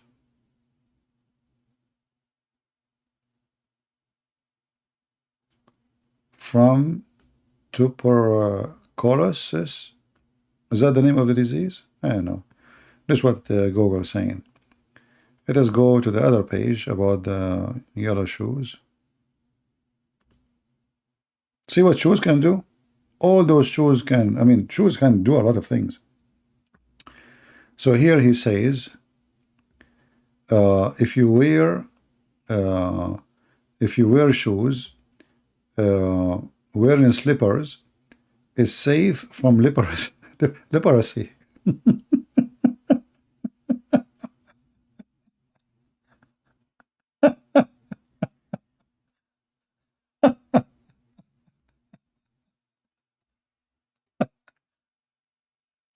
You know what? I'm going to open a clinic just to teach you guys about health advice. You know, so if you wear a slipper, you know, if you're addicted to wear a slipper, that will make you safe from leprosy. I mean, I wish you can speak Arabic. You would die laughing. I mean, the translation here is really horrible. Let's see. Where is the yellow? This is here is just about wearing a slipper. So if you wear a slipper too, it's going to make a strength in the sight. Your vision will be strong. See? How many of you are wearing glasses? You do not need the glasses. Just you need to wear slippers. Take my advice. Try it. It will be fine. Where is the yellow thing? Let us see. I think we passed it.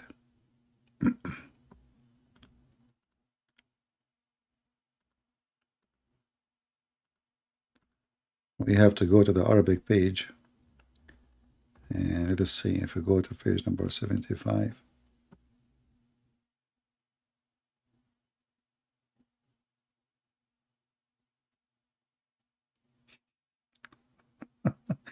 I don't know how I translate this one for you.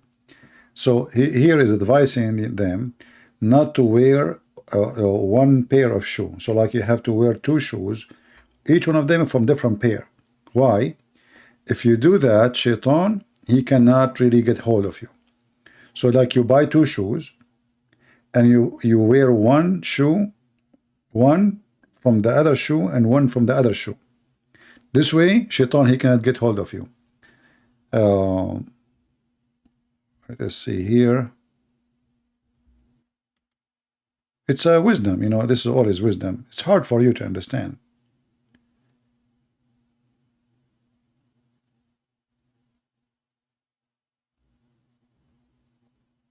How you can understand? You aren't smart.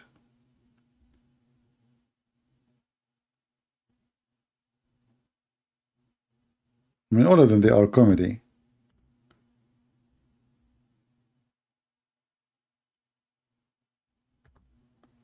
Maybe we are done with shoes here. Let me search, because that's endless. That's mean I have to search all over. Let us see if we can find.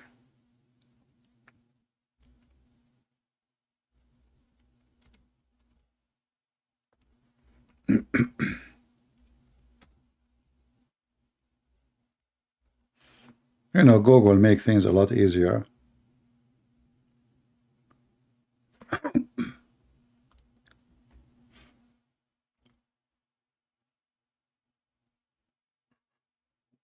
I'm getting sleepy. All right. Sorry.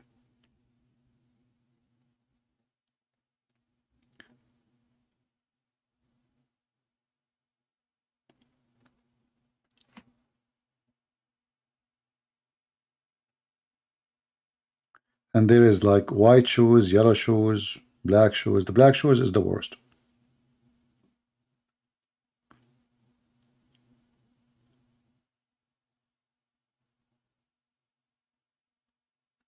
And if you wear yellow shoes, you will never lose money and you will never lose a child.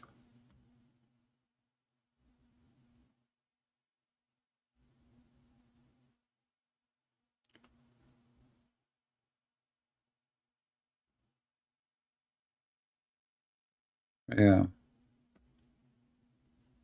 I found the one. It says like wearing yellow shoes will make you happy. Let us see.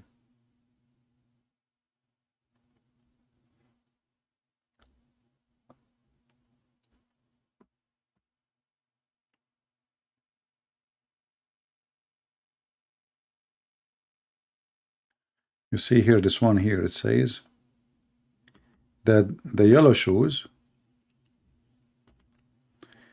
when he wear a yellow shoes, he will always be happy until the shoes, like they are damaged, destroyed, like you keep wearing it until it's over. And all the time, I promise you, you will be happy. Try it. You know what? I think that, like, imagine if you are trying to invest in the stock market. How you can guarantee that the stock you are buying, they will never lose? Wear the yellow shoes. As long as the yellow shoes mean you will ever be happy, that means you will not lose. So it says here, the one who wear yellow shoes, he will still happy until he wear them out.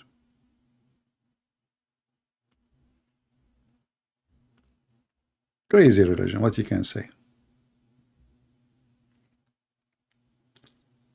And this is just little of millions of crazy stories. Yeah.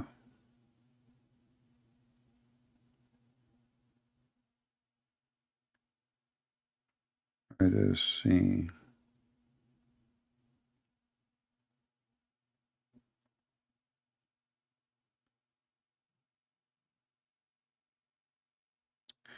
Yeah, that's enough for today. Otherwise, we will stay until tomorrow.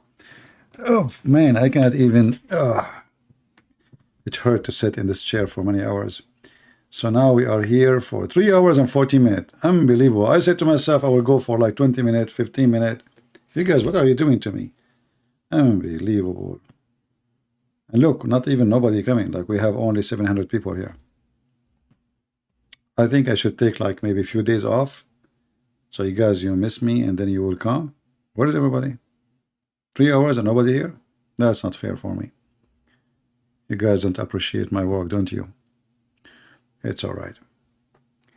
The Lord is watching. So guys, I want to say thank you for being here. And I hope that the ones who they are wearing black shoes will not come here anymore. You're not welcome. All right. We want here people who they are happy, with good spirit, wearing yellow shoes. We don't want drama. Keep your drama for yourself. Black shoes is not allowed. So please, next time before you enter our chat, you take off your shoes if they are black. You throw them, you sell them, you burn them. This is your business. But don't come with them. Enough is enough. I'm losing my patience. I don't want to see any black shoe here. Actually, I'm going to force all of you from now on to open your camera. And I don't want to see your face. I want to see your shoes. I want to be sure that all of you wearing yellow shoes. Happy people. Happy feet. And now we know where the movie name coming from. Happy Feet. It was the yellow shoes. It turned to be that the secret of happiness is based on shoes. Wear yellow shoes. Advice of the century. Take my advice now, it's for free. Tomorrow will be costly. Because imagine if everybody heard this advice and they start buying yellow shoes. You will not find yellow shoes no more. Actually, maybe by tomorrow morning, you go to Amazon, you try to search for yellow shoes, you will find 0 left. So before it's too late, save yourself, save your family. Your wife, she is a drama woman, give her yellow shoes. You come home, she's laughing. You don't have money, she's laughing. You are not going to work, she is laughing. Because now she is happy, subhanallah, because of yellow shoes. Your mother-in-law, she come to your house, she bother you, she annoy you. Give her a gift. Yellow shoes. She come to your house, she will never complain. She is happy. She leave your house, she is happy. She call her daughter, she is happy. So you have a boss who is very rude, very ugly, very bad, very cheap. Give him a gift, yellow shoes. He will be very generous with you. He will give you vacation even when you don't ask for it. Before even you think about it. He will increase your salary. He will give you a vacation when it's time and when it's not time. Actually, he might say to you, stay at home. I will work instead of you. Just give him yellow shoes. My friend, can we give yellow shoes to Joe Biden? Imagine if we give yellow shoes to Joe Biden. What will happen in this country? I mean, now the inflation is like crazy. The shelves are empty and people cannot afford to buy food. If we give yellow shoes to Joe Biden and then he duplicate and he give every American yellow shoes, who is going to suffer? Nobody. The whole nation is happy. You go in the street, everybody is high. I mean, not from drugs, but the yellow shoes will make different. We can change society. It is time for a change. Yellow shoes is the best. And forget about the rest. Face it, take it, or leave it. It's an advice, will not be repeated twice. And we just made Quran. And he left as a donkey, never come back as a horse. Thank you very much for being here. May the Lord bless you and see you soon again. Maybe I should take a break so you guys can miss me. Maybe. Because I need to look for shoes. I'm not happy now with this number. Look, how many? If I have your shoes, I will not complain. It's your fault. It's your fault. Nobody warned me before. I just turned. True story. Take care. Hello everyone, and peace of Christ all of you. Please invite your friends and let us have some good time together.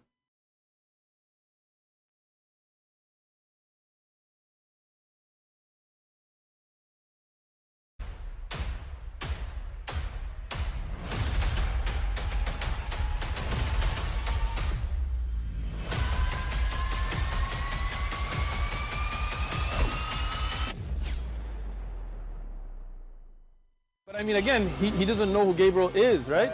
Because he didn't come from an Abrahamic faith. The people of Mecca were pagan. Quran is mentioned, if this book was from other than God, they would have found in it many contradictions. If a book is without contradictions, that has no bearing on whether it comes from God or not. I've had phone books that are inerrant, but I certainly don't think God gave them. That we believe without understanding. as wholes. The prophet tells us because Satan or the devil sleeps over our nostrils. Those who oversleep and not pray Fajr on time, Satan urinates in their I ears. really do think Jesus was crucified and that he really was dead and buried. He thought that he was a son of God in the sense that he was specially chosen by God. I think Jesus really did think he was going to be the Messiah, the future king of Israel. I mean, that is, after all, why they crucified him.